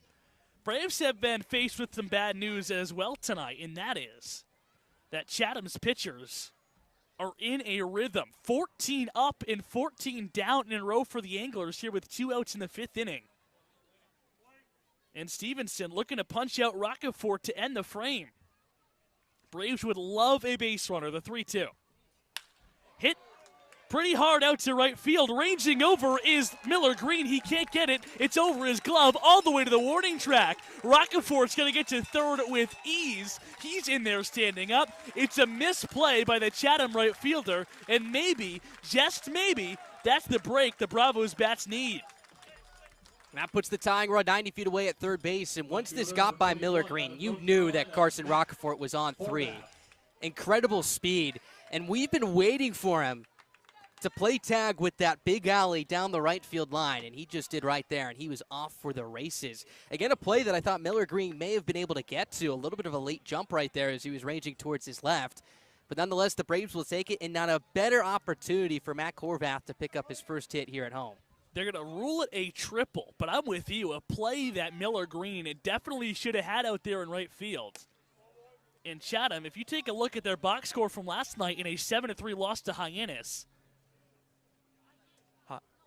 the Anglers committed 3 errors and allowed a run to come home on a wild pitch. The Braves would love either one of those here to get the first run home of the ballgame for the Bravos, who sit in a 1-0 hole after a Doran Park home run off the bat of Guy Garibay in the top half of this inning. And after striking out 8 times for the first 4 2/3 of this ball game, really some of the legitimate hard contact we've seen tonight for the first time. Of course, Peck has hit a couple of balls on the button, but besides that, it's been soft ground balls and a couple of pop-ups. Sean Brito just missed theirs back about an inning ago. But Roccaforte, the hardest ball we've seen him hit so far this summer, as he continues to heat up now hits in 6 of his last 7 games. So can Horvath break through? Just missed off the outside corner. That was really tight. The count goes to 2-2. And that's been a pitch that Pat Burns behind the plate has been giving pitchers tonight. A really close take, maybe an inch or 2 off the outer third of the plate. So Horvath lives to see another pitch, the 2-2. Curveball that just dances across home plate. The catcher, Davinsky, drops it, so he has to make the light toss over to first. It draws Grice off the base for a minute, but he readjusts and touches it with his left foot to retire the side here in the 5th. So the Braves get their first base hit, they get their first extra base hit, they get their first runner in scoring position, but are unable to score a run in this ball game. They are scoreless through 5, 1-0 Anglers. We move to the 6th on the Bourne Braves television network. The Bourne Braves organization is looking for families willing to host 1 or 2 players for the Cape League season. It generally runs from the first week in June to early August, and the bond between many host families and their players extend beyond the summer and form lifelong friendships. If you're interested in learning more about this opportunity, visit bournebraves.org. Braves fans living on the Cape far from Doran Park, too far of a drive to make the trip west on any given night? Well, don't worry, because the Braves are coming to you. The Bravos' full slate of games includes trips to all East destinations, including Orleans, Chatham, Brewster, Harwich, and Yarmouth, as well as West Division road trips to Cotuit, Hyannis, down south to Falmouth, and off Cape to Wareham. So wherever you are located on Cape Cod, the Braves will be in your area in our can't-miss family fun activity. To see the Bravos' full schedule, head over to our website, bournebraves.org, and come join the fun.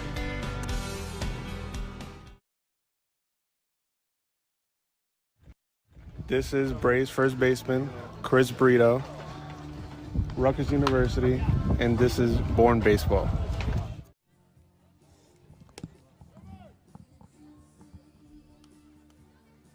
So 1-0 Anglers. The Braves left off the scoreboard through 5 innings of this contest. And after a Guy Garibay hooking home run wrapped around the short porch in right field, the Anglers lead it here in the 6th inning and look for more against Cade Grundy, who allowed just that solo shot in the 5th and then got the rest of the Anglers he faced down in order. And if you're Grundy right here, the plus is that the home run limited the damage. There was nobody on base, and it's just 1 run, and this Braves offense is more than capable of getting back into this game. Got to take advantage of this Chatham struggling offense, however. He has to pick up right where Keener left off. It was a good bounce back, was able to strike out DeLeo looking at a perfect pitcher's pitch on the outside corner. But now 4, 5, and 6 to up here is going to have to be a little careful. Engel, Grice, and Travinsky due up here in the 6th, and Engel's off to a pretty good start to his night, 2 for 2 with 2 sharply hit singles.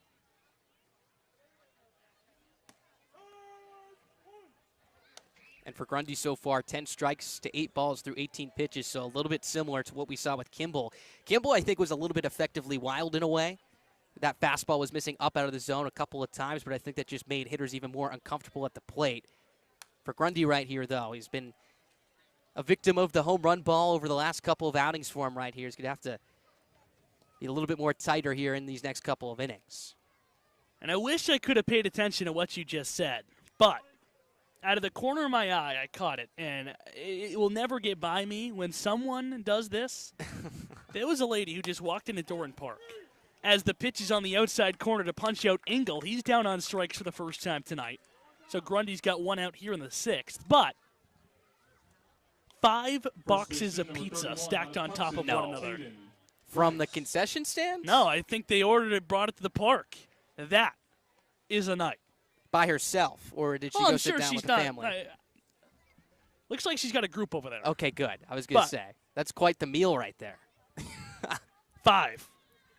What's your record for pizzas, then? Can you flirt with 5? Could I eat 5 pizzas by myself? No, with the group.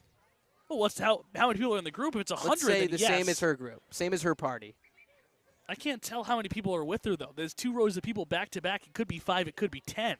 Okay. So 10 absolutely could crush 5 pizzas. You just go 4 slices apiece, which is elementary. Elementary? Yeah. I like that. What slice are we going with here, then? You know, probably the less toppings is the easier to consume if you're going for quantity, as the 1-1 is roped down the right field line. That's going to be trouble in extra bases. Wrapping around the corner in right field. Grice on his way for second. He will hold up there. It is a rope double off the bat of the hard-hitting Caden Grice, and Chatham has a runner in scoring position here in the 6th inning.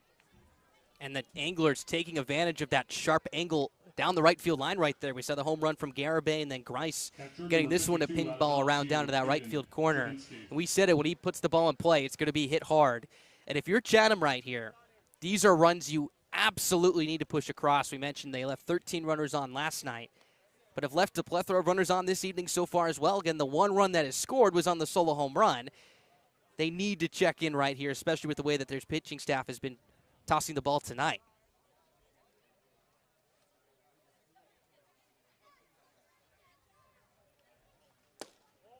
The batter is Hayden Travinsky, the catcher who watches a breaking ball miss down low. Runs have been at the premium for Chatham all season long, a lineup that scores under 3 runs per game. Dead last in the CCBL this season. They've already crossed over, though, their season average in hits. They averaged just under 6, and that double by Grice was the 6th of the game for Chatham tonight. They would love number 7 here and to add on to that lead, because you really never know how many opportunities with a runner in scoring position the Anglers will get for the rest of the night.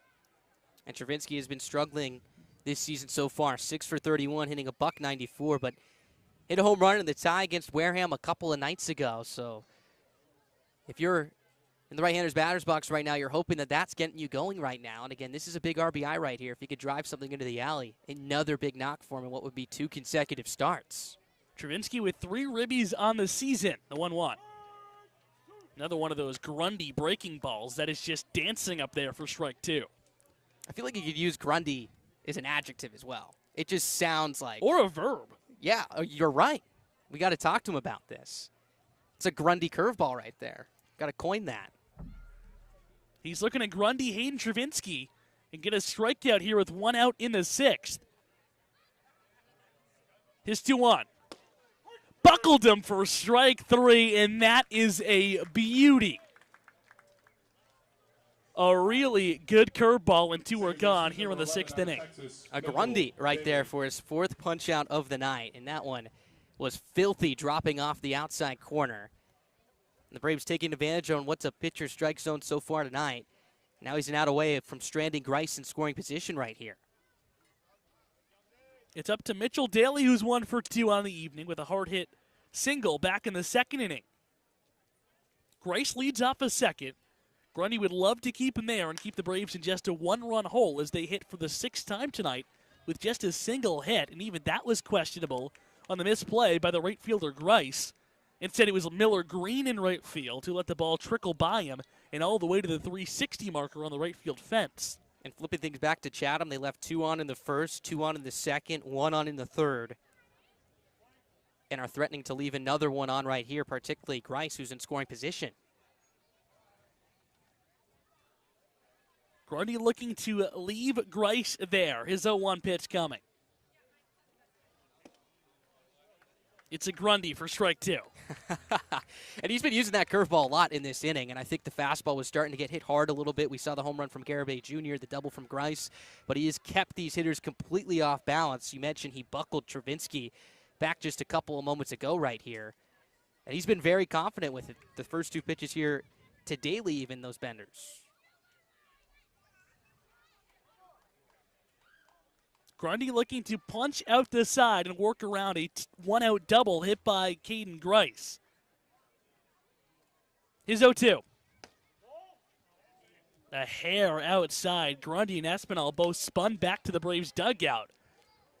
But the Braves' right-hander will have to make another good pitch, as it was called just a hair off the outside corner. And that was a similar pitch to Engel that he struck out on right there. Espinal stuck it there and all, but just could not get the call. This game is flying quickly into the 6th inning, and Grundy is just 1 out away from getting out of the top of the 6th frame.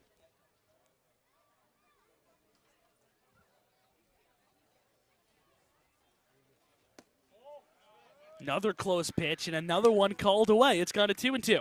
And I really like that pitch right there after dropping over a couple for strikes. Tries to bed one down and out of the strike zone and almost got Daly to swing right there. He was leaning out a little bit on his front waist. But a really good take now as the count climbs to 2, and Daly putting on a really good fight. As Grice, that run is very important at second base. Grundy hunting his 5th strikeout of the outing. His 2-2. Tap back to the mound. Should be an easy play for the Braves arm. He picks it up and makes the lob toss over to first base to retire the side here in the 6th. So Grundy allows an extra base hit for the 2nd straight frame, but works around the 1-out double and puts a 0 in the score column for Chatham in the 6th inning. Braves looking for some sort of offense when we come back. Bravos in a 1-0 hole in the Bourne Braves Television Network.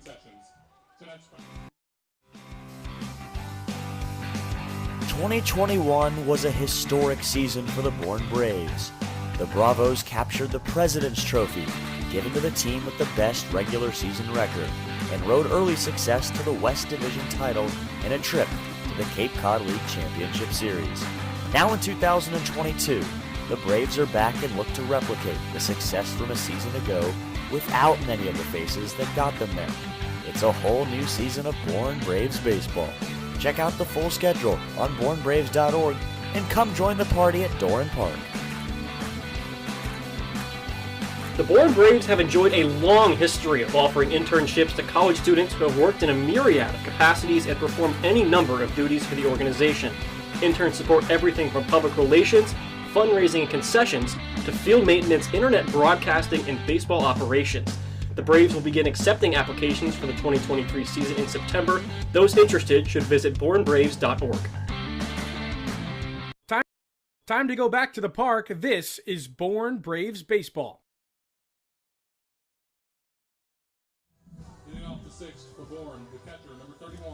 Braves still looking for their first run of this ball game as they hit in the 6th inning.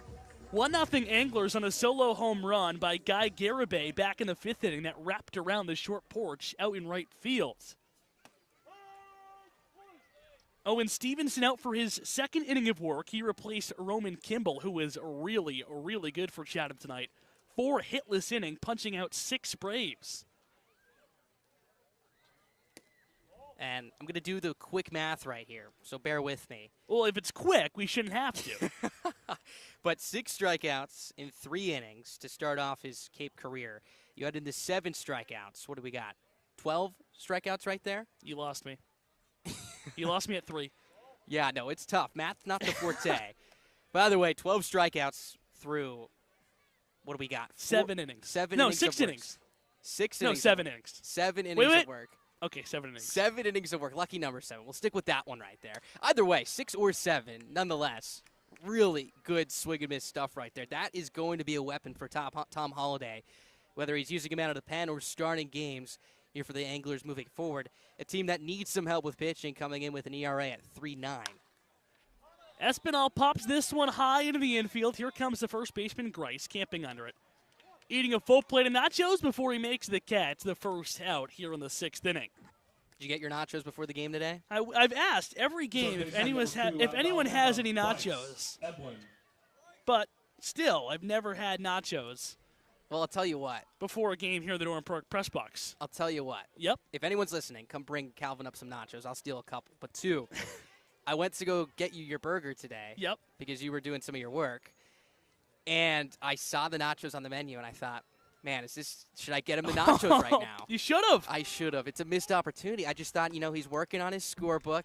It's a little bit of a messy meal. We can't be spilling things out here. But I shouldn't have underestimated your clean eating skills. So that's on me. It's on me.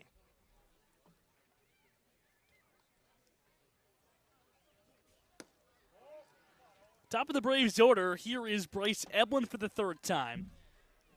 He's 0 for 2, instead 0 for 1. He was on base back in the 1st inning, took ball 4. That was before a stretch of 14 Bravos set down in order. Stevens hits 1-1. Off the end of the bat to the 3rd baseman in Nunez. He ranges to his left, throws, but it's by the dive and over the head of the 1st baseman in Grice. Eblin chugging for 2. He'll get there cleanly. And the struggles defensively continue for Chatham. It's a 2-base error on the 3rd baseman Nunez, who tried to throw out Eblin running down the 1st base line. The ball bounced off of the lip of the grass and off and over the head of the outstretched Caden Grice all the way to the retaining wall on the other side of the 1st base bag. So Eblin in scoring position for the meat of the Bravos order. This is an opportunity that the Braves need to make count. You could not have said it better, and that took a malicious hop on Grice over that 1st base. You said it off the cut of the infield grass. He was getting low trying to scoop this one as it looked as if it was going to skid towards his ankle height, and then hopped up towards his head, just tried to protect himself through that glove up out there, but it was a little bit late. And Eblin with great speed was able to advance in the scoring position. But this is a really good spot for the Braves. 2-3-4-2 up right here. Matt Shaw leading the team in RBIs. Looking to get off the schneid, just missed a fly ball out to center field his last time up. Of course, a different pitcher as he faces Stevenson for the first time tonight. But for a guy who drives the ball the other way better than anyone on this club, is a wide open right side of the infield. And it's that time of the night where the right fielders struggle to see here. You can see the right fielder, Miller Green, continuing to shade his eyes with his glove. Just almost 10 seconds before the pitch is coming. And Shaw in a good count to do damage here. 2-0, still looking for his first home run at home here at Doran Park this season. The 2-0. Rifled foul into the construction area, 1st base side. Got a good piece of that one just a hair late. After getting back-to-back curveballs in which Stevenson tried to use the front door, gets a fastball and a little bit late. Maybe that's the intention right there, trying to drive the ball the other way. A lot of room in that right center field gap, and with Eblin's speed, if he can find some green, Eblin will be off to the races. In a big hole on the right side of the infield. It's a 3-1 count now to Matt Shaw. A guy who is 2 for 4 last night, 0 for 2 to begin his night this evening. But trying to get the Braves on the scoreboard for the first time and try to cash in on an error by the 3rd baseman Nunez, the 3-1. On the ground, Nunez will get another opportunity. Looks back, Eblin, and this time makes a strike throw to first. And Shaw is retired on an unproductive out, and 2 are gone here in the 6th. And that was a really big pitch by Stevenson right there. Ran a fastball into the hands and got Shaw to get jammed on the label right there. Just a soft tapper to the 3rd baseman and Nunez. You can see Eblin dancing off of second base a little bit after knowing that when Nunez was put on pressure on his ground ball to the 3rd base side, that he threw the ball away. Nunez was able to collect himself and make a good throw, however, to retire Shaw. So now time for Chris Brito to pick up a big knock right here. The home run yesterday, now his hits in 5 of his last 6, looking to make it 6 of his last 7, and not a better time than right now.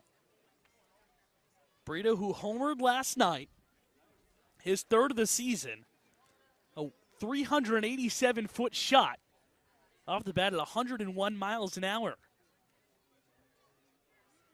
Just needs a base hit to bring home Bryce Eblin. Off the end of the bat, a broken bat tapper going to be a tough play for Brown. On the run, he makes the throw, and that is a dart across the diamond to end the Braves' threat here in the 6th. You cannot say enough about the efforts of the Chatham pitching staff tonight. They've allowed just 1 hit through 6 innings, and we go to the 7th. The Braves in a 1-0 hole, looking for answers on the Born Braves television network. Feeling lucky? Head over to the 50-50 table at Doran Park and play everyone's favorite ballpark game of chance. A different list of prizes are available every home game, and of course, half the pot is always up for grabs. Take it from me, my family played the 50-50 last season and won a gift certificate to a local ice cream shop, and I can tell you firsthand it was delicious. Check out the list of prizes over at the 50-50 table next to the concession stand and play the 50-50 leg, because I'm sure there's a prize for you. For the first time since 2019, the Cape Cod League All-Star Game is back. On Saturday, July 23rd at 6:45, the best players on Cape will come together in Wareham and duke it out in an East Division versus West Division clash. In 2021, the Braves had a league-leading 9 All-Stars, but they weren't able to shine in the mid-season showcase. But now the game is back, and it will include your favorite Braves stars as well as the best talent from around the Cape.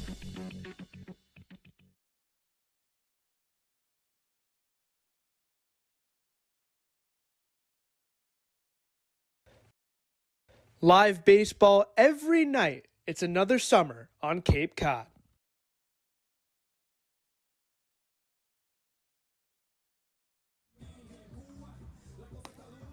It's been a frustrating night for the Braves offense, scoreless through 6 innings.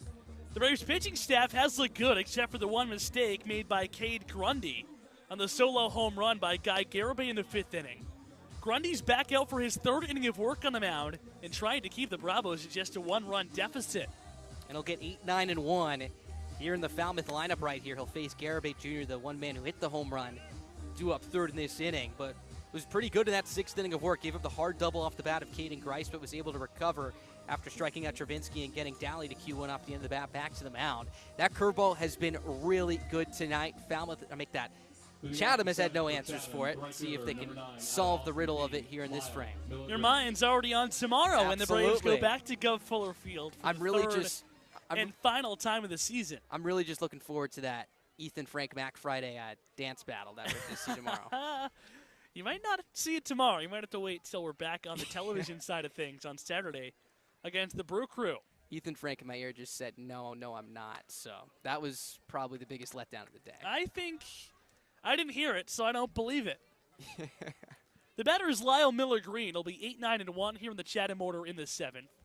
Miller Green has returned to Doran Park for the first time in 2022. 0-for-1 with a walk and a ground out.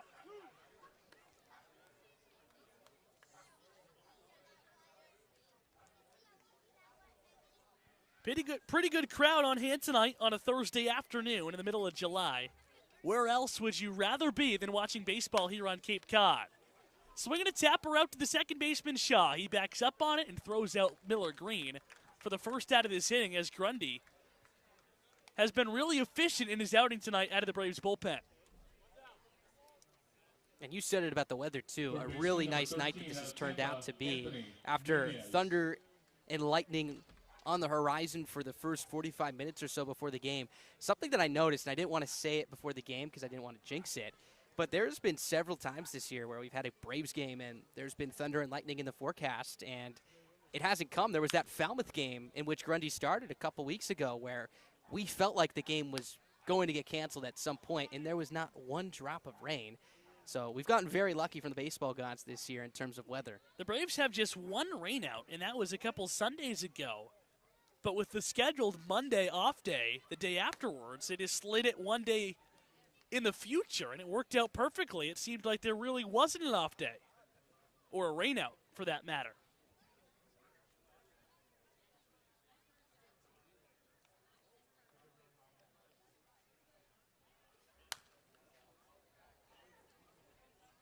The batter is now Anthony Nunez for Chatham. He's off to a rough start tonight. And off on a really rough start on the Cape. 12 strikeouts and 17 at-bats for this guy. The former professional ball player and 29th round draft pick of the San Diego Padres. The 2-1. Off the end of the bat, hit softly into left field. Horvath under it. Makes the catch for the second out of the inning. And Horvath has been pretty solid out there in left field, too. He hasn't been tested too much so far tonight, but mostly a third baseman for North Carolina this year. In fact, they're starting third baseman. We saw him in right field in the 9th inning yesterday. So again, Braves defenders just continuing to show their versatility. So that's another weapon and another way to get him into the lineup with just the multitude of infield options that Scott Landers has. You're waiting on Horvath to get going offensively. Just 1 for 10 to begin his time on the Cape. But like you said, a bat that can really help your lineup if you can find a home for him in the outfield. With the embarrassment of riches Scott Landers has to work with. Defensively, for that matter, on the infield for the Braves. And this is the second time we're seeing this combination tonight with Evelyn at third. I think Evelyn's really impressed over at third base. Of course, I think you're not maximizing his skills if you're not putting him up the middle with just the amount of range we've seen him show off the last couple of nights. Rare ball that he let tip off his glove late in the game against YD yesterday, ranging up the middle. But he's played a very smooth third base as well.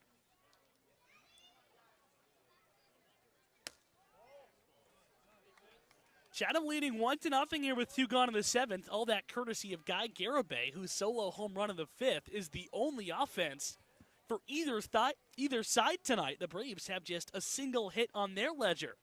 Here's the 2-1. 3-1. And Grundy looking to piece together his first 1-2-3 inning of the night. You can see he's being a little bit more careful with Garibay Jr. at the plate. Missing away with a couple of fastballs, not trying to give him anything that he could pull right now. Has to be careful. Garibay cranked his 3rd home run of the season in the 5th, and that one is a ball that gets the outside corner, according to home plate umpire and Pat Burns. Garibay didn't like the call, had a conversation with the ump, but the count goes to 3-2, and now he has to quickly refocus as Grundy's 1 pitch away from a 1-2-3 inning. Here's the payoff. Swing and a miss. He got him, strike 3. Garibay just turns his head and walks back to the dugout. A frustrating at bat for him, but you can't be too frustrated when you have a conversation with Ethan Frank. Will go down to the sidelines, where he is with Josh Moylan, who's enjoying his off night. Josh, how are you? Good, how are you? Good. Doing well, doing well. So, you played this your 2nd season here. Doran, obviously. What is the best field you think you played on in the Cape? I think as a hitter, YD is usually a pretty good one. But the Wareham quality of the field's in, but I think it's pretty cool. Okay. So on a night you're off tonight, we've seen you at first base, we've seen you in the outfield, we've seen you at designated hitter. What do you like to do during a night when you're just chilling in the dugout? Watch the game. I like watching the game. I'm a fan of it, so I might as well enjoy it when I'm not. While we were figuring out if we were actually going to be able to play tonight, you were showing up in the dugout. Where from? Oh, my uncle, he dances a little bit. My dad sometimes does some awkward dancing, so that's probably where I get it from the most. How often do you showcase it? I like to have fun. Whenever music's playing, I'll dance around a little bit, BP and all, so I dance a good amount. When your team's struggling, how do you offer encouragement from the dugout? Just make sure the guys are in the right mindset. I know sometimes I fall into kind of a negative mindset when things aren't going well, but if I can help everybody else, then maybe it'll help myself too. So. All right, if you had one message to say to Brave fans for the remainder of this game, what would it be? Get up, Bourne. Get up, Bourne. That's Josh Moylan. Brave infielder, outfielder. Do it all, everything. Back up to you guys.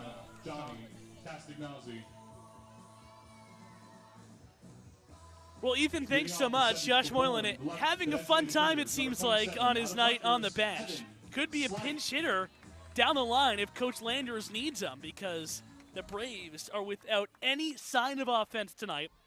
Scoreless as they've hit 6 times, just 1 hit on the ledger on a ball that probably should have been caught by Miller Green out in right field. And if you're the Braves, this game that much more important now because Orleans is taking care of Katuitt right now, 6-0 in the bottom of the 9th inning. So Katuitt down to their final 3 outs, and Falmouth beating Hyannis 2-1 in the bottom of the 6th inning. So the Braves a tremendous opportunity to gain those 2 points back that they lost yesterday after their loss to YD. Slight hits this one high, but not very deep out to left center. DeLeo started in, now goes back, and makes the catch for the first out of this inning. And it seems like Chatham's pitching has just been getting first, second, or third pitch outs all night long. The Braves have been very aggressive against Stevenson so far, and they were too against the starter and Kimball. The problem was he was just blowing that fastball by him, and it was a struggle of just putting the ball in play. For Stevenson so far, through 2 1/3 of an inning's work now, 22 strikes to 14 balls for a total of 36 pitches. So that pitch count in just spectacular form right now. We'll see if they continue that aggressive approach. Carson Jones swinging at the first pitch right there as well. Could be a 4-5 goodbye night here for the Anglers pitching staff. Who, after Kimball threw 4 strong innings, Stevenson is showing no signs of slowing down. 2 1/3 innings into his outing. This one's rolled over to second. Daly with the easy alligator and throw to first. 2 are down in a snap of a fingers as Chatham is just continuing to get Braves guys out efficiently and effectively. And it was a week ago today that the Braves started off that torrid stretch they went on where they scored 10-plus runs against Katuitt, leading into Saturday where they scored the 18 against Hyannis. And now it seems like that team is distant to go. Here's a guy in John Peck who's a big part of that Saturday performance where he went 4 for 5 with 6 RBIs. Since then, he's 0 for 9.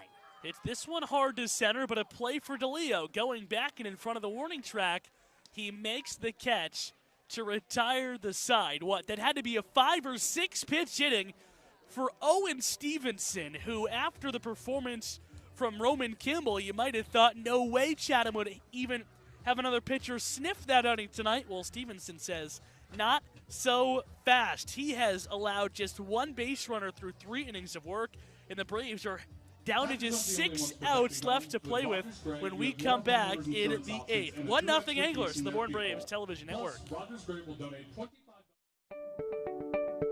43 of the Braves' 44 regular season games this summer will take place on the Cape, but for the first time ever on July 25th, Polar Park, home of the Worcester Red Sox, will host a Cape Cod League game when the Bravos take on the Wareham Gatemen at 6:45. Gates open at 5:45, and admission is $10 to watch the Braves take on a West Division rival on an even greater stage. The Braves are the reigning champs of the Cape Cod League West Division, but the West in 2022 is loaded again and as wild as ever. With 6 games against Hyannis, Wareham, Falmouth, and West Division runner-up Katuitt, it's a packed slate against division foes thirsty for revenge. To check out where and when the division matchups go down, head to our website, bornbraves.org, and check out the Bravos' full schedule. After COVID-19 canceled the 2020 season and shortened 2021, this year will be the first since 2019 with a full 44-game schedule and an 8-team playoff. That means you can catch the Braves squaring off with each team in the West 6 times and each team in the East 4 times. It's a jam-packed slate for the Braves in 2022, and you can check out the squad's complete schedule on our website, bornbraves.org. This is Nigel Belgrave, pitcher from the University of Maryland. This is Bourne Braves Baseball. Well, you heard his voice. He's now on the mound, 60 feet, 6 inches away from Alan Espinal as Nigel Belgrave into the game in replacement of Cade Grundy, who did allow 1 run through 3 innings of work on the home run off the bat of Guy Garibay Jr., but again, limited the damage, struck out 5 batters along the way. And if this wasn't a 1-0 game in which the Braves trailed, I think you like everything you got from Grundy tonight. Yeah, absolutely. 3 innings allowed just 1 home run ball, and that was the difference. 2 hits, 1 of them went out of the ballpark, and that's where we sit in a 1-0 ball game. But you got to like the mindset here for Coach Landers. This game is close. You don't really think your offense is going to be sleepy through 9 innings of work, so you bring in one of your best relievers in Nigel Belgrave to keep this at a 1-run game. Now, Belgrave was shaky his last time out against Falmouth, but got the save with his back against the wall, won that game 4-3. He's been nails all season long. He's about to break some bats. Broke 2 in that 9th inning. He's got a right-handed hitter in DeLeo to lead things off. And you mentioned it, has been shaky in his last couple of outings. He's allowed each of 1 run in each of his last 3 appearances as well, an ERA of 3.52. DeLeo has struck out 3 times tonight as he takes the first pitch down away for ball 1. And he runs into trouble when he's walking guys.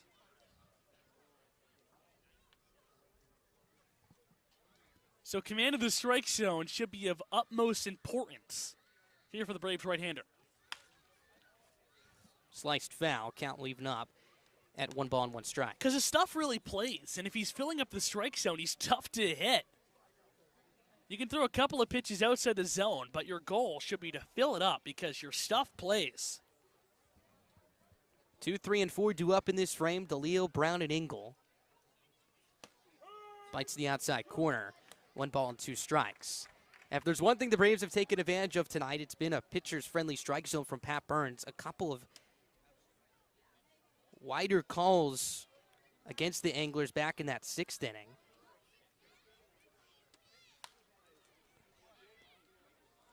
That one's just spoiled foul. So the right-handed hitters, it's a two-seam fastball in, a slider away. Every once in a while, you'll see a front door slider and a backdoor two-seam. But here with DeLeo, I think you go a couple of pitches way out of the zone, go to the off-speed down and away. Tap foul. Count stays at 1 ball and 2 strikes. And that wasn't it, which means it's even more set up here after DeLeo fought off a tough pitch down and into him. That's his bread and butter. He tunnels it really well. A lot of uncomfortable swings over the last couple of weeks from the right-hander out of Maryland. 1-2. Slider smoked deep out to left center field. Going back, Vorhath looking up. This one's gone. Jake DeLeo continues to torture the Braves. That's his 2nd home run against them this season as that jumps Chatham out to a 2-0 lead here in the top of the 8th inning. DeLeo's tough, man, and he shows off his power every time he faces the Bravos. That slider didn't get down out of the zone. It hung up right over the fat part of the plate, and DeLeo, even on his front foot, was able to keep his hands back just enough and rifle it into the Braves' bullpen. Just a missed spot there by Belgrave. Had the right idea to go to that pitch, but hung it, and DeLeo made him pay. 4th homer of the season for DeLeo, RBI number 12. It's the first pitch on the way to Brown. Has popped up down the left field line. Horvath towards his right. He's there to make the catch as his hat flies off for out number 1. So a home run, a solo shot, seems like a lot in this game, with the Braves only having 1 hit up to this point. But it's just a solo shot, and it's only 2-0 Anglers. Look, a Braves lineup that has been seeing the ball really, really well. If you take out last night, the 5 previous games, needs to get back into some sort of rhythm. Had some late inning magic when Chatham was back at Doran Park. That was the famous Dakota Harris 2-run single to take a 5-4 lead in the bottom of the 8th. They need something like that again against an Anglers team winless away from Veterans Field. 7, 8, and 9 will be due up for the Braves back when they swing the sticks in the bottom of the 8th inning. Engel 2 for 3 tonight. He takes a strike over the heart of the plate, 1-1. Engel struck out looking back in the 6th inning. That was against Grundy, who had his swing and miss stuff going. Struck out 5 batters in relief of Keener, who struck out 6 of his own. This one rolled over to first. Brito towards his left, picks it up, shovels to Belgrave. In time, 2 away.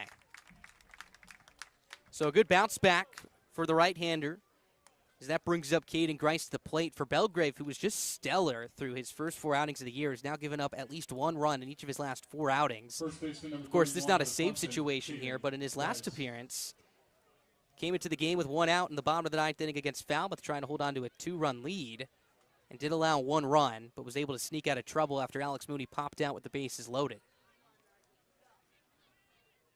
Grice doubled against Grundy back in the 6th as the first pitch misses outside for ball 1.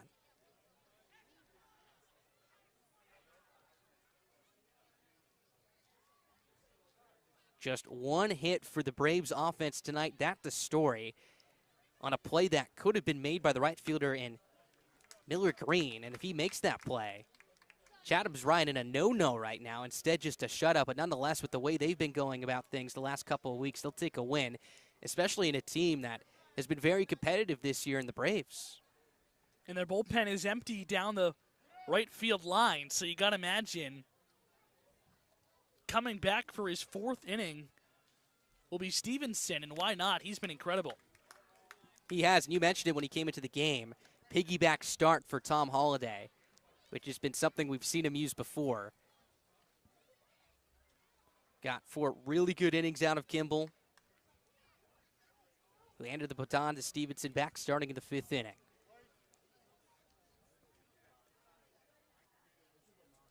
Grice now 6 for his last 17 entering this plate appearance. 1-2 is a backdoor breaking ball that just misses outside, maybe a little bit low as well. Count evens up at 2 balls and 2 strikes. Hitters really got to protect with 2 strikes tonight. It's been a pitcher-friendly zone for Pat Burns behind home plate. So Grice got the benefit of the doubt there on a pitch just off the outside corner, but I wouldn't do that again if I was him. 2-2, broken back ground ball to short. To his left is Peck. He gobbles it up, throws across in time to retire the side. Just to break your bat.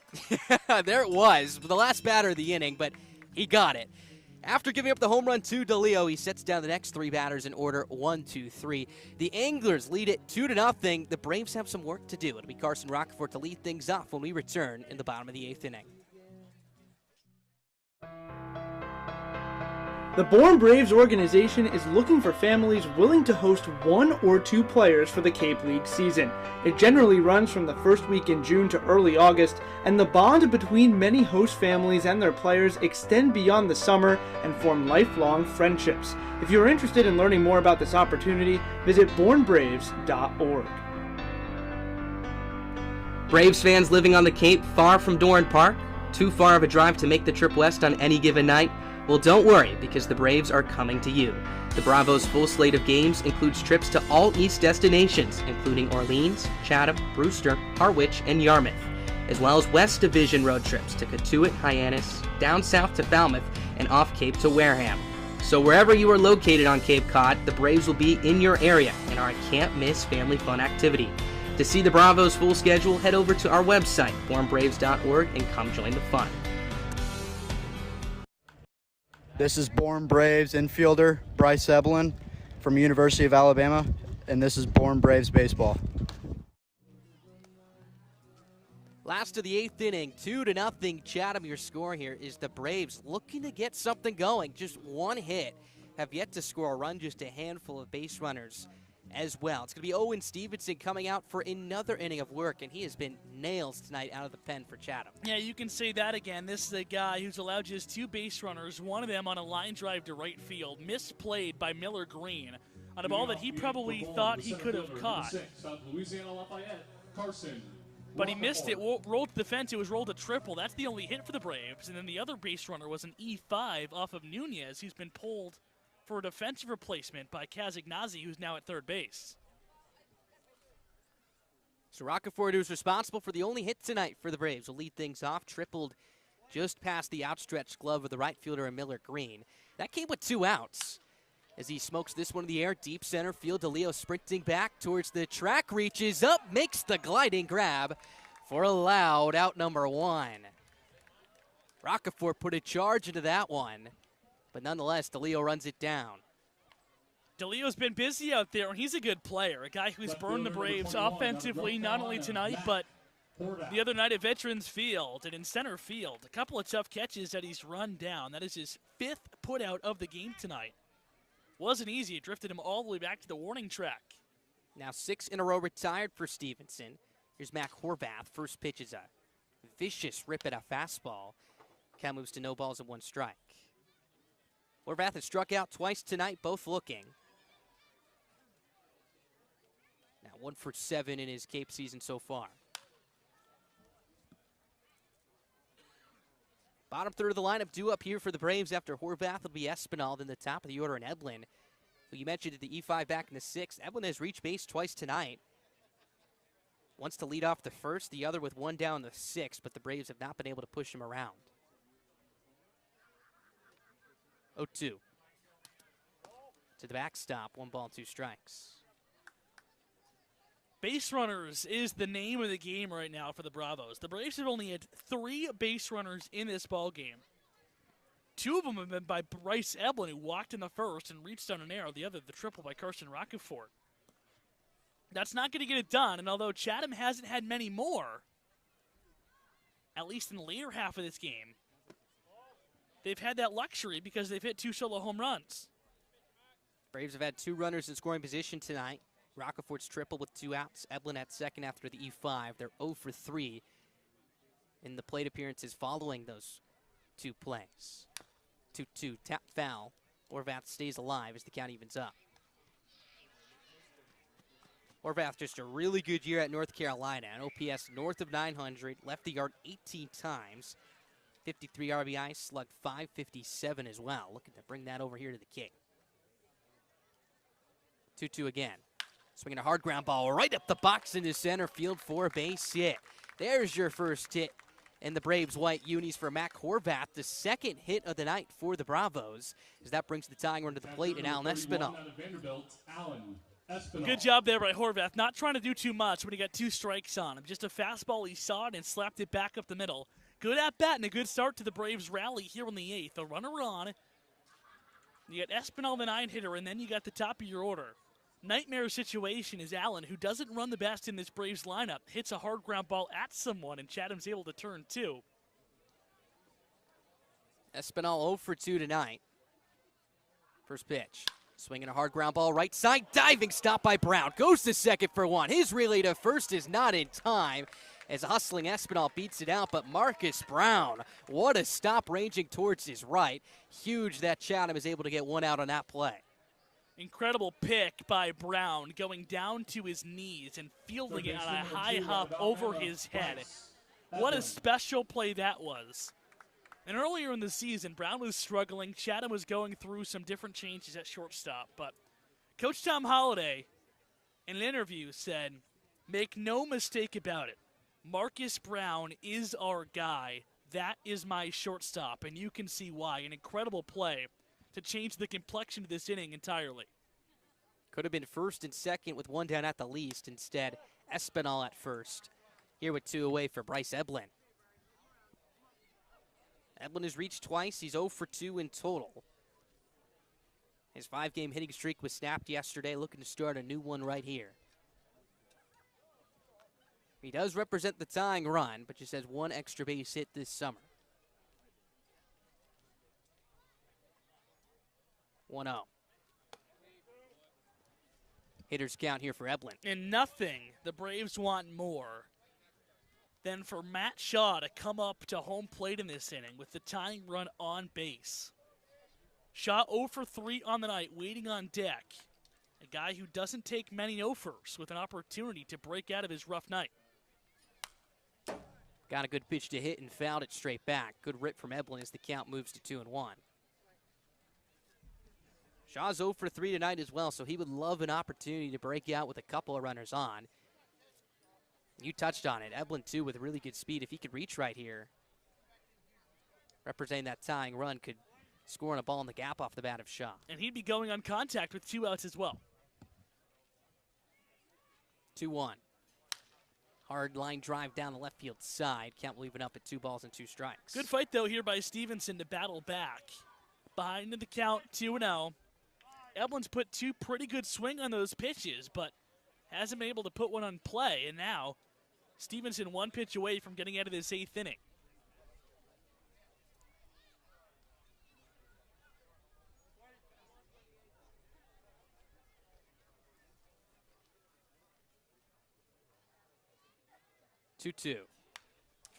Another good rip as that one's found straight back. Count will stay alive.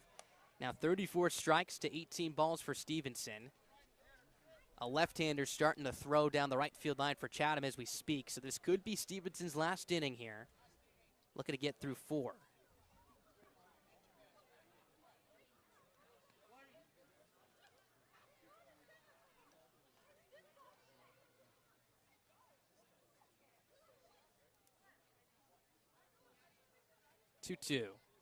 Swinging a soft line drive, shallow center, but DeLeo, he's right there as he takes a step towards his right, makes the catch, as that will end the inning.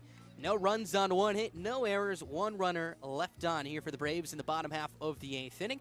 Ready to the top of the 9th. Anglers lead it 2-0 here on the Braves Television Network. T-Mobile is proud to sponsor the Cape Cod Baseball League. T-Mobile is committed to serve those who serve. That's why they go above and beyond for our active duty military, veterans, and first responders. Visit your neighborhood T-Mobile store or T-Mobile.com to learn more. For the first time since 2019, the full Cape Cod League playoff slate is back. Last season, just 2 teams from the East and West Division respectively played in the shortened playoff format, but this year there will be a full 8-team slate. 4 teams from the East and West will get a shot at the title. The Braves have missed the postseason just once since 2007 and look to make another run back to the title game in 2022, a series they lost a season ago. It's the Cape Cod League playoffs, and they're back in full swing for the first time in 3 years. Want to look like a Bravo? Well, there is one place where you can find the official gear of the Bourne Braves, and that is at the Bourne Braves Pro Shop. Open during every home game and located on the ground level of the press box, you can find Braves hoodies, t-shirts, hats, and more, all in just one place. Wear the same gear as the players and rep the Braves wherever you go. Visit the Braves Pro Shop today and let the rest of the Cape know you're repping the Bravos. Make sure to follow the Braves on Twitter at Bourne Braves for all of your favorite Bravos content. From in-game score updates to player interviews and so much more, the Braves on Twitter is the place to go for the most up-to-date information on the Bravos. Make sure to follow us today at Bourne Braves. This is Bourne Braves pitcher Cade Boxrucker, Campbell University, and this is Bourne Braves baseball. Top half of the ninth inning, 2-0 Chatham your scores. The Braves offensive woes continue tonight. Just no runs on 2 hits as Nigel Belgrave takes the mound for his second inning of work to face 6, 7, and 8 here in this Chatham lineup. Braves with a good opportunity in the meat of the order when they come to bat in the 9th inning, but have to get through the top half of the frame first, and it's up to Belgrave to keep the Braves in just a 2-run hole. Hayden Travinski will lead things off. He's 0 for 3 tonight. He struck out twice and flew out to center in the second inning. And if you asked Scott Landers before this game how he would feel if the Braves had allowed just 2 runs to this Anglers offense, I think he would have been pretty happy. But again, they've been shut out through 8 and have picked up just 5 base runners on 2 hits and a couple of defensive miscues from this Chatham defense. Anglers offense that averages 3 runs per game held under up to this point their season average, and still in a really good position to grab a win on the road. And entering tonight, in the last 7 days, as a team, we're slugging .389, which is over 100 points higher than their .286 slugging clip that they came in with today. So they've been swinging it well, much better than they had over the last week or so, or I should say before the last week. And they're going to add to those numbers here. Again, 2 of those 7 hits home runs, 3 of the 7 for extra bases as well. In an update on what's going on around the league, Orleans finished off Katuitt 6-0 the Firebirds in Lowell Park. That game out in Stony Brook Field we knew wasn't getting through 9. It finished after 7. YD took it 3-0. Falmouth still ahead of Hyannis 3-1 in the 8th, and Wareham in a hole 4-0 to Harwich. So if the Braves aren't able to come back, the only winner tonight will be the winner of that Falmouth-Hyannis game. Swing and a miss for strike 3. Blew a fastball by Travinski, who's down on strikes for the 3rd time tonight. 1 away. If you're the Commodores, they're 4 games behind Wareham for 4th place, the last playoff spot in the West. So they can gain some ground on the Gateman tonight and be within 2 points of that playoff spot. The second baseman, number 11, out of Texas, Mitchell Daly. First pitch on the way to Mitchell Daly is in there for a strike. 0-1 the count. And how interesting would it be if no one gained ground tonight here in the West? Except for Falmouth. Of course, except for Falmouth, the last place team. It would have been a tremendous opportunity for the Braves, for the Harbor Hawks. The Harbor Hawks could take the lead over the Kettleers now if they come back to beat the Commodores and be the first team not named Katuitt to man first place in the West so far this season. But they're going to have some work to do. That's in the top of the 8th inning, down by 2. 1-1 is hit hard on the ground. Shot to his left. He's there. 2 away. And if you're the Braves right now, too, they're in 3rd place. They trail Katuitt by 5 points, so they could be within 3 entering tomorrow. They trail Hyannis by 4, so they could be within 2 entering tomorrow evening as well, which would make that game on Sunday night when the Braves go back to McKeon Park. It seems like we've been there every single night over the last week. That would make that one that much more interesting, of course, either way. It'll be a really important one for both ball clubs. Here's Lyle Miller Green. Takes outside for ball 1.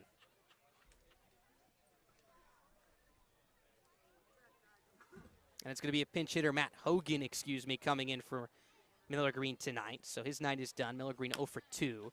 So Hogan taps us down the first baseline. Will it stay fair? Belgreen will watch it roll fouls. The count evens up at 1 ball and 1 strike. So after allowing that leadoff home run to DeLeo, Belgrave just 1 out away from setting the next 6 batters in this Anglers order down. Not going to mean much, though, if the Braves aren't able to push at least 2 runs across home plate in the bottom half of this inning. And that run of insurance on that home run by DeLeo makes this mighty more comfortable for the 9th inning for whoever closes, whether that's Stevenson who comes out or if Holiday wants to go to the pen. But if leadoff batter can reach to open up that 9th inning and Shaw, that would all of a sudden put the tying run at the plate in the hands of Chris Brito. 1-1 misses outside, 2-1. Hogan 9 for 31 of the season, hitting .290 with an RBI. Getting on base at a .436 clip, has walked 8 times.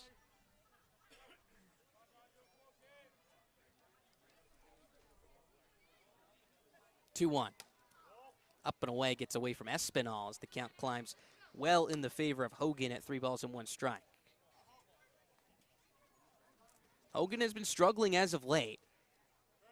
Picked up a hit against Wareham back on the 12th, but again just has 2 hits. Dating way all the way back to June 25th. Weak wave and a miss at a breaking ball down out of the zone. Count runs full. Belgrave looking to pounce here. 3-2 count. He's worked it back full, trying to get a pitch in the strike zone by the batter in Hogan. Looking to extend this 9th inning is the Chatham pinch hitter. 3-2. Hit high and deep down the right field line will hook foul. Count stays full at 3 balls and 2 strikes. And after that home run by Garibay, you just hold your breath a little bit extra when any balls hit out in that direction. Off the bat, that one had foul ball written all over it, but still, just a second of doubt crosses your mind when you see a ball fly down by Froggy's pole. Hogan still looking for his first run of the summer so far. Has just driven in 1 run. 3-2 again. Fastball up and away, 4 ball 4. So that breaks the string of 5 in a row retired by Belgrave since the home run. As that brings up Castanazzi to the plate, who came in for Anthony Nunez back as a defensive replacement last inning.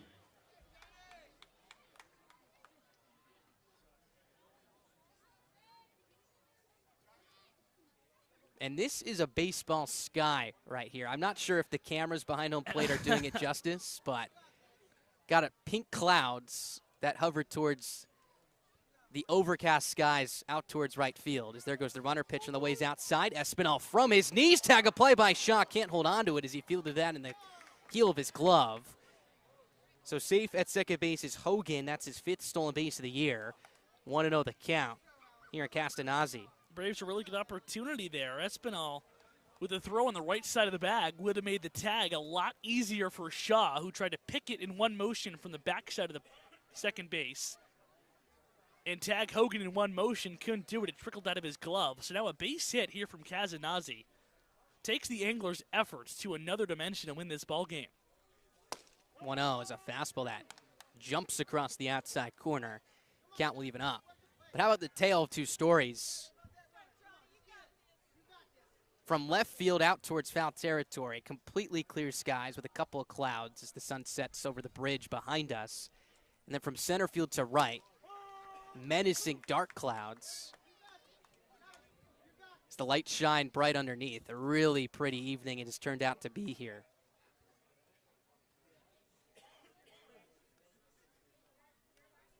Some magic in the bottom of the 9th inning from the Braves would be the cherry on top, but Belgrave needs to retire. Castanazzi here to keep this a 2-run deficit. 1-2 the count here with 2 down. Hogan takes his lead from second base. 1-2. Up and away, count evens up. It was a left-hander warming up in the bottom of the 8th inning for the Anglers. There's no action as we speak, so that southpaw likely ready to come out for the 9th. Or Stevenson gets the nod from Holiday to go out for his 5th inning of work.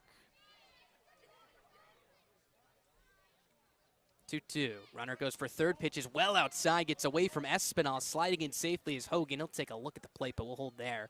his second stolen base of the inning. That gives him 6 on the season, as he's turned a walk into a triple just like that, 90 feet away, representing some much-needed insurance for Chatham. Yeah, you said it, much-needed insurance. What a run that would be for Chatham to push 3 runs across home plate. Will make the climb all that much more steeper for a Braves offense who has just 2 hits on the evening.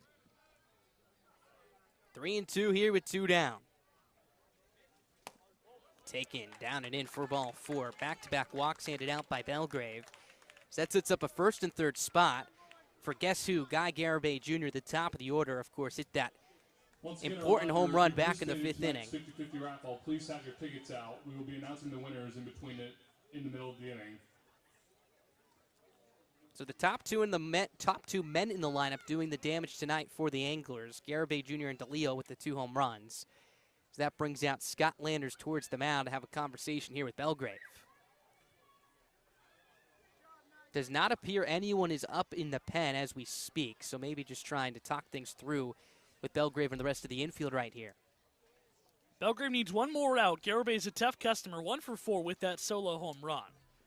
Not a lot of action going in the Chatham bullpen, which could mean one of 2 things. Carlos Ray, the left-hander, who pitched at Doran Park when the Anglers were here last time, is ready and waiting, or they're going to go back out to Stevenson for his 5th inning.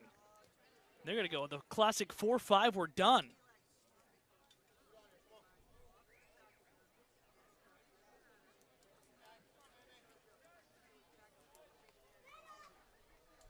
Left fielder number 60. This game started Jr.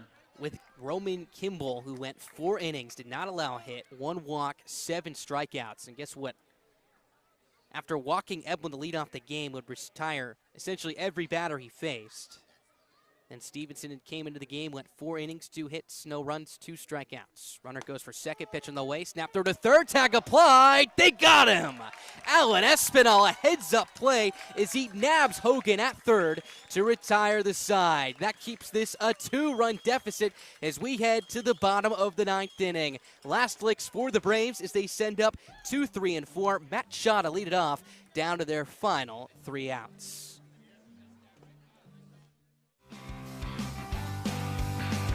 2021 was a historic season for the Bourne Braves.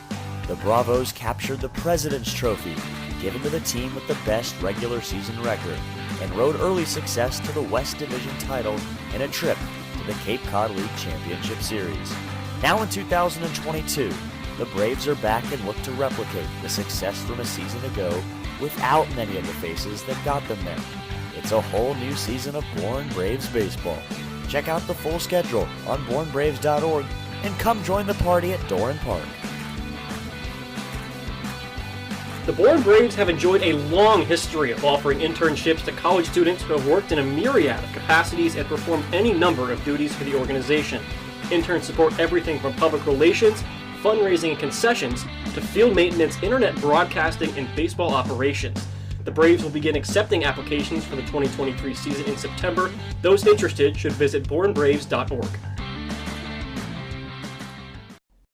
This one is going down to the wire. Now back to Bourne Braves baseball.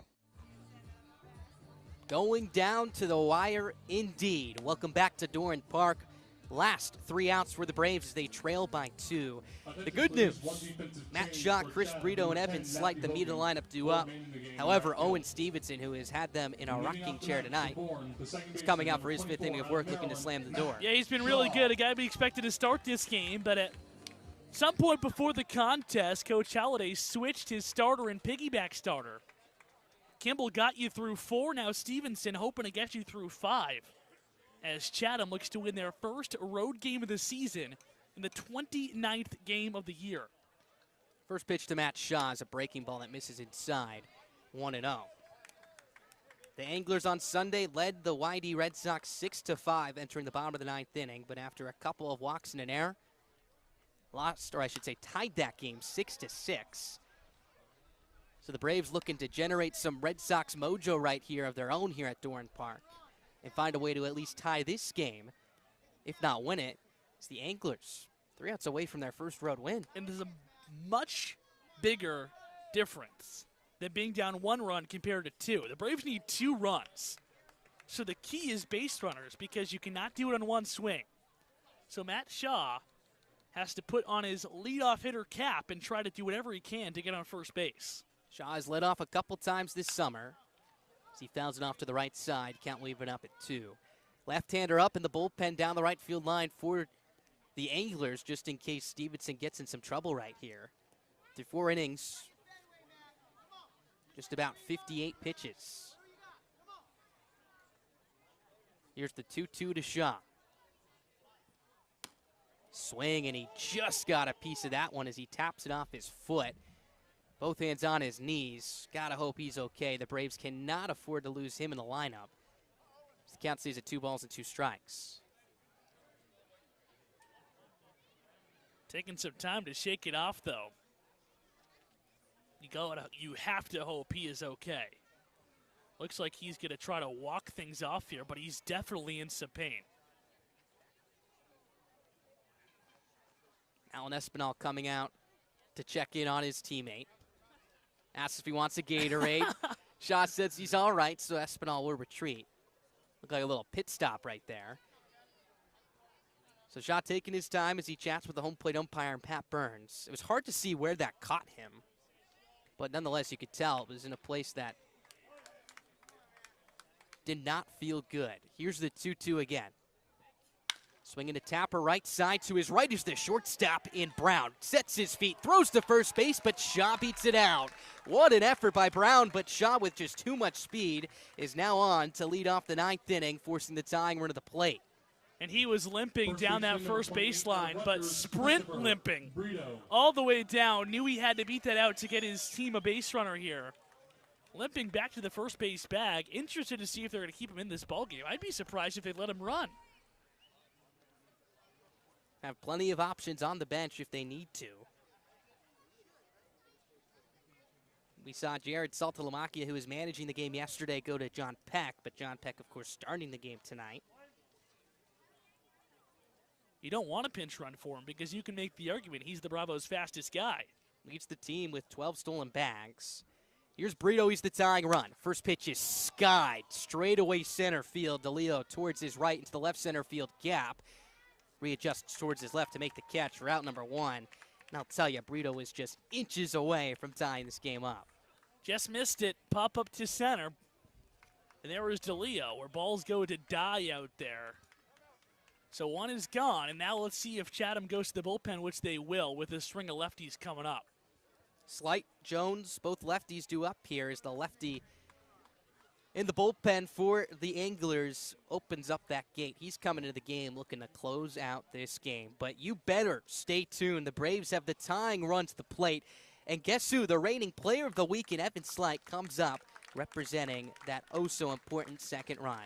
We got a good one brewing here at Doran Park. Anglers and Braves resumes after this.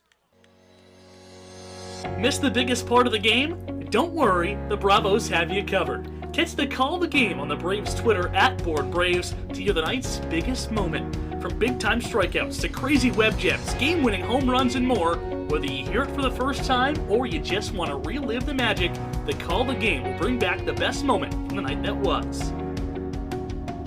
Free! It's a word you don't hear often, but it's the only word in the Cape Cod League. Every single game on the Cape is free, which means you can bring the entire family, extended family, and the extended family for no charge at Doran Park or to any other game on the Cape. Catch the best collegiate summer league in the nation for absolutely no charge all summer long. Cape Cod League Baseball is back on the New England Sports Network in 2022. NESN will feature 5 Cape League games on its airwaves this season, the first of which comes on June 30th when the Braves take on the Falmouth Commodores, and then the NESN crew comes to Doran Park on July 21st when the Braves host the Wareham Gatemen. All Cape League games on NESN start at 7, and the station will also feature the league's All-Star Game. It's the best summer baseball in the nation, and it's live on the same station as the Boston Red Sox all summer long.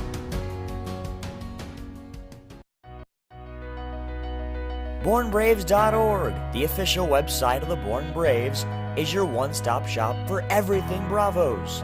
From directions to the ballpark, the full game schedule, team information, game recaps, roster news, and more.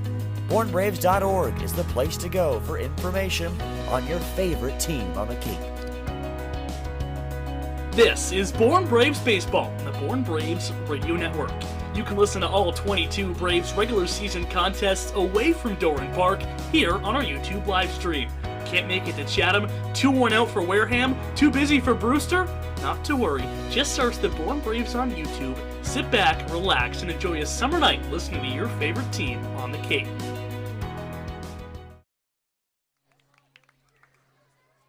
Fasten your seatbelts. Here we go. Bottom of the ninth inning, one down. Evan Slight coming to the plate, representing the tying run against the southpaw newly into the game and Carlos Ray.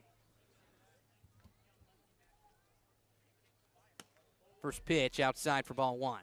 Ray, his second appearance at Doran Park this season, it took the loss in the game last month here when the Braves won 5-4, allowed that two-run single in the eighth inning by Dakota Harris for the Braves to steal that win against the Anglers. Through 3 1/3 innings of really good baseball in that game, but was left out for one batter too long and gave those 2 runs to Harris. Since then, he's allowed an earned run in every time he's been on the mound. That's 4 straight appearances, an ERA of 5.4. So the Braves, even going lefty on lefty, trying to take advantage. 2-0 is spiked. What a stop by the catcher in Travinsky to keep the double play in order as the count moves to 3-0. So a good start here for the Bravos. As Ray has had some problems with his command this year, 11 walks in 11 2/3 of an inning's work. As Bourne looks to take some of the pixie dust from last June 22nd against Ray and use some here tonight. 3-0 is outside ball 4. Slight takes first base. He reaches for the first time tonight. First and second, one down. Tying run at first base and the winning run coming to the plate in the powerful bat of Carson Jones. You never want to come out of the bullpen and walk a guy on 4 pitches as quickly there's another guy up working with some serious tempo down to the Chatham bullpen. And here comes a meeting on the mound. It looks like that's LeBaron Johnson out there getting loose, the big righty from Texas. So this meeting more than likely burning time for Johnson, 1, to get warm, but 2, probably discussion with Ray just to get things going again for him. You touched on it, has allowed at least 1 run in each of his 4 outings. That all coming after a clean shutout inning against Katuitt. And Johnson in the bullpen hasn't had a clean outing either. Only 2 2/3 innings of work, but an ERA near 7, allowing 2 earned runs over those frames. We've mentioned it. The bullpen has been a struggle for Chatham this year. Blew a save on Sunday. They had a lead against Wareham that ended in a 6-6 tie where they blew a 4-run lead in that one. Have a 2-run lead here on what was just a tremendous effort from both Kimball and Stevenson, who have shut out the Braves through an 8 1/3 of an inning's work. First pitch is down and away, ball 1. Ray continues to miss glove side as the count moves to 1-0. Shaw at second, Slight at first. Slight not one of the plus runners on this team, but a ball into the gap at least gets him to third. A lot of room down that right field line as well if Jones wants to pull one. Here's the 1-0. Outside ball 2, misses glove side again. That is now 6 consecutive balls as Jones finds himself well at the advantage here at 2-0. So interesting to see what the mindset here is by Jones. Does he take a pitch 2-0, or does he sit dead red knowing that Ray has to come across home plate? 2-0. Outside, gets away from the catcher, Travinsky to the backstop. Shaw hobbles into third base. Behind him goes Slight into second. Double play out of order. 3 balls, no strikes. 7 consecutive balls tossed by Ray. The tying run now in scoring position. Here with just 1 down to the bottom of the 9th inning. John Peck on deck, as it looks like Tomas Frick coming into the game to run for Evan Slight. So Slight's night now done. Slight, number 4, out of North Carolina, Tomas Frick. So Frick represents the tying run there at second. A base hit does the job for Jones, but got to imagine he's going to be ultra conservative here against Ray, who has yet to find the strike zone. I don't think you can swing here 3-0. I think you got to take this pitch. Man, it's a tough situation, though, because the mindset stays the same. You know he's going to be doing whatever he can to throw a strike right now. So if Jones is able to time it up, he can tie or win this game. But I don't think you can take that gamble here in the 9th inning. Runners take their leads. 3-0. Jones shows bunt, pulls back, takes outside, ball 4. Back-to-back free passes as the Braves have the bases juiced.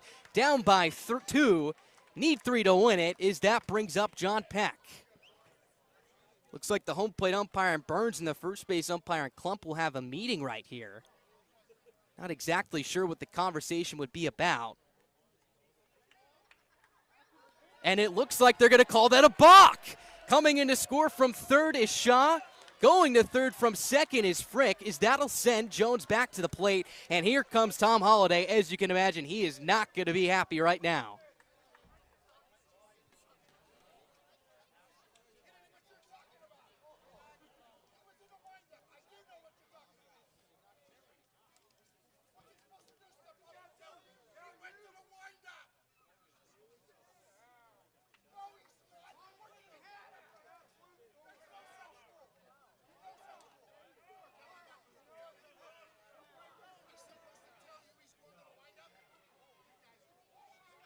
You can hear Holliday incredibly upset, and he's been tossed out of this ball game.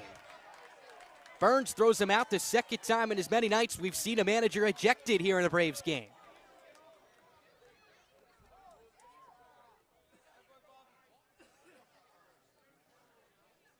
What a twist in this game. So Matt Shaw, who was hobbled after fouling a ball off his foot, didn't have to run at all. He scores.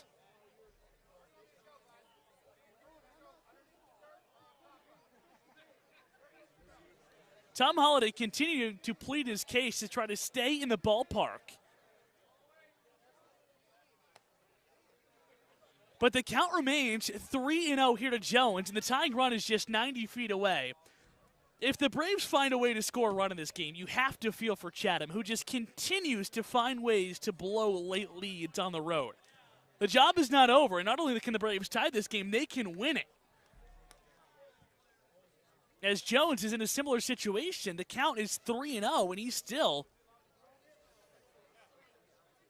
in the driver's seat to take ball 4 again with the runners. 1 home and 1 on. And Holliday still over by the first base dugout. Having a conversation now with Jason Klump, one of the other umpires. It was Burns who threw him out. And I think the whole ballpark could hear that argument right there, Calvin, as he was ready to plead his case. So he's walking back by the construction area. He's not leaving the ballpark. He's walking down around the corner and up into the excavation site down there. He's trying to find a way to still watch the remainder of this game without being still on quote-unquote ballpark territory. How far is he going to go to hide?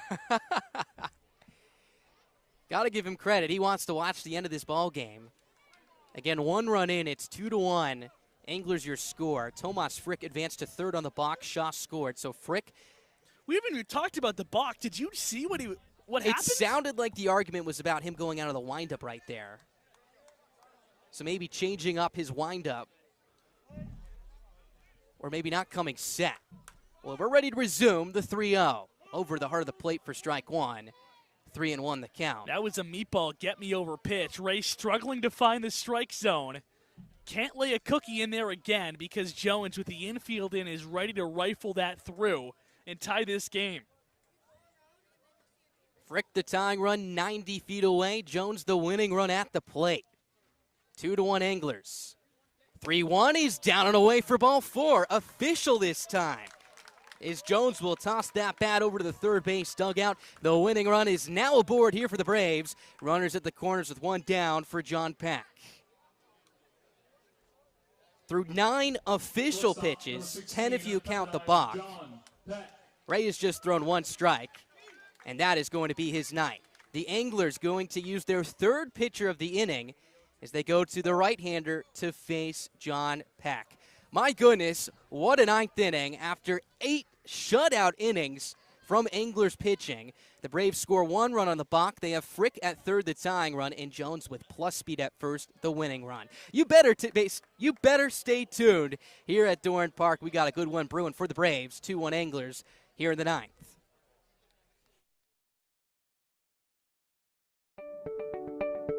"43 of the Braves' 44 regular season games this summer will take place on the Cape, but for the first time ever on July 25th, Polar Park, home of the Worcester Red Sox, will host a Cape Cod League game when the Bravos take on the Wareham Gatemen at 6:45.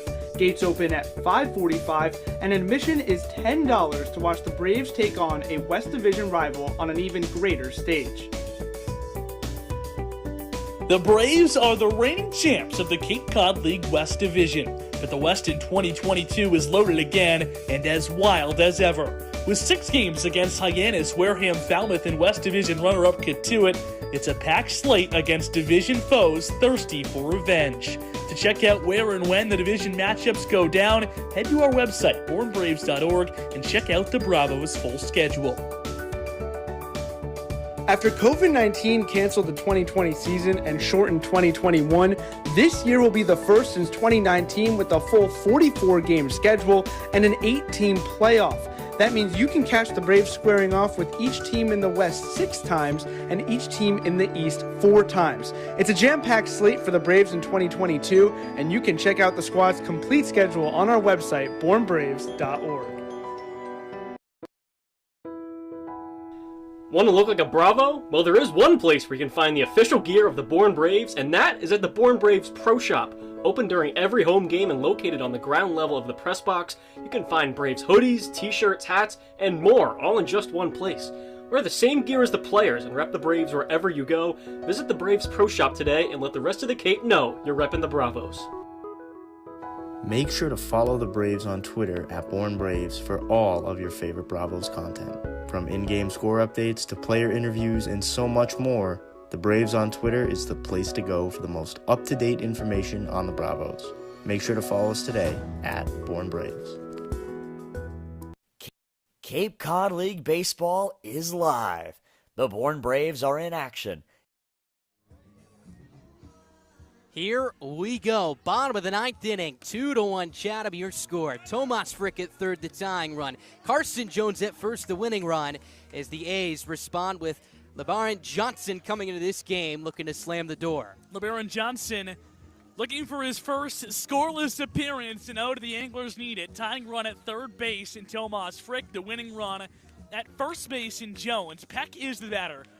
And Chatham playing their infield back, unless Peck hits one on the screws right at a middle infielder, with his speed, not a real double play candidate. The only issue is Peck, a big strikeout candidate, hasn't punched out to this point, but leads the Braves with 32 on the season. Peck shows bunt, pulls back. Johnson goes around to second base, is wide, and not in time. Johnson is safe. Make that Jones is safe at second base, his 4th stolen base in 6 games already. Takes the double play out of order. 0-1 the count here with 1 down as the Anglers will draw the infield in. So now you don't have to worry about the double play ball, but you cannot strike out. Peck has to bear down, shorten up, and put the ball in play. 0-1 to Peck. On the outside corner, strike 2. Johnson climbs ahead. No balls, 2 strikes. Nothing fancy for Johnson. 2 fastballs perfectly placed. 1 at the knees, 1 in the corner. Peck was the hero back last Saturday against Hyannis, tying the game with a 2-run double in the ninth. Looking to tie the game, if not win it, here in the ninth tonight. The 0-2. Swing just got a piece as he rolls it foul. Count stays at no balls and 2 strikes. He's seen 3 straight fastballs. Has not seen an off-speed pitch. You can't gear up for one, though, because you'll get blown away by Johnson's heater, which is a good one. So you got to stay back, be ready for the fastball, and have the ability to hang around for that breaking pitch.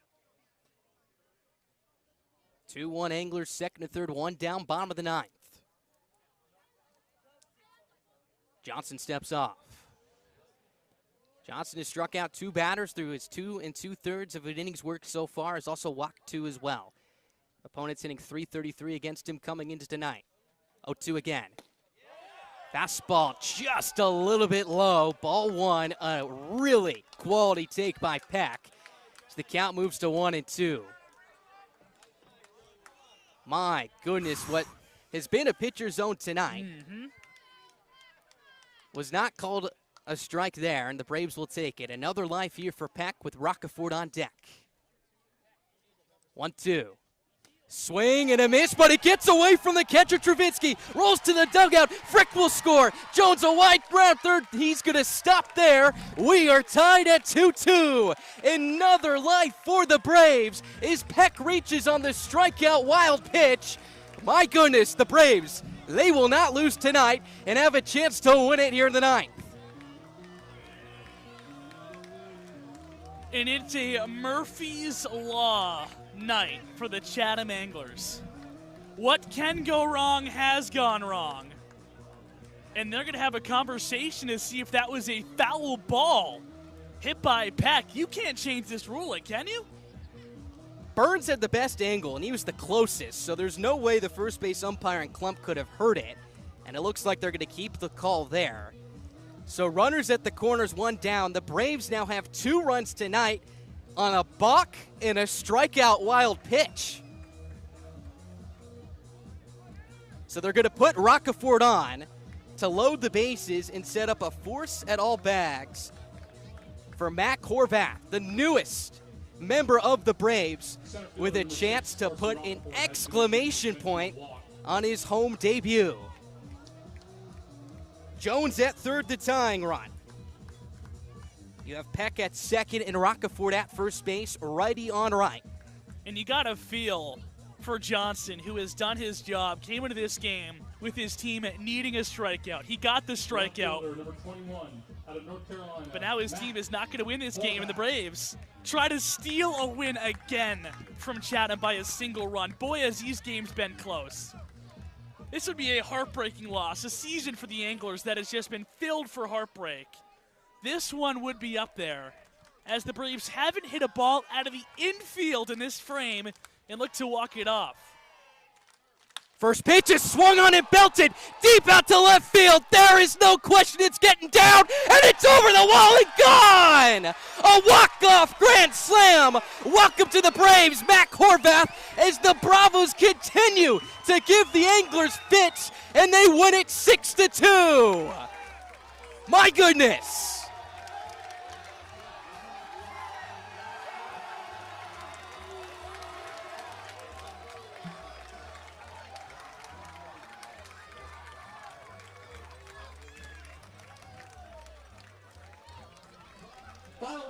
A 6-run night. 6 runs, 4 hits, no errors for the visiting Chatham Braves get Anglers. 4 hits tonight. 2 runs, 7 hits, They hit and 1 1 ball error. out of the infield in the ninth inning, and they score 6 runs. And just get 1 out. I mean, what are we talking about here?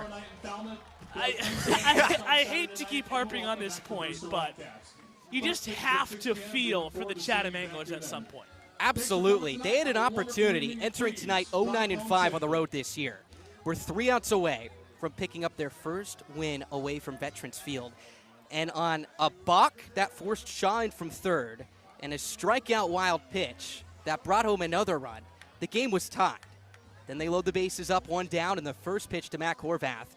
With the left fielder playing in, there was no question it was getting over his head. But then it snuck over the wall for that grand slam. A punch to the gut for Chatham, to say the least, as they continue to struggle to hold on to leads in the ninth inning.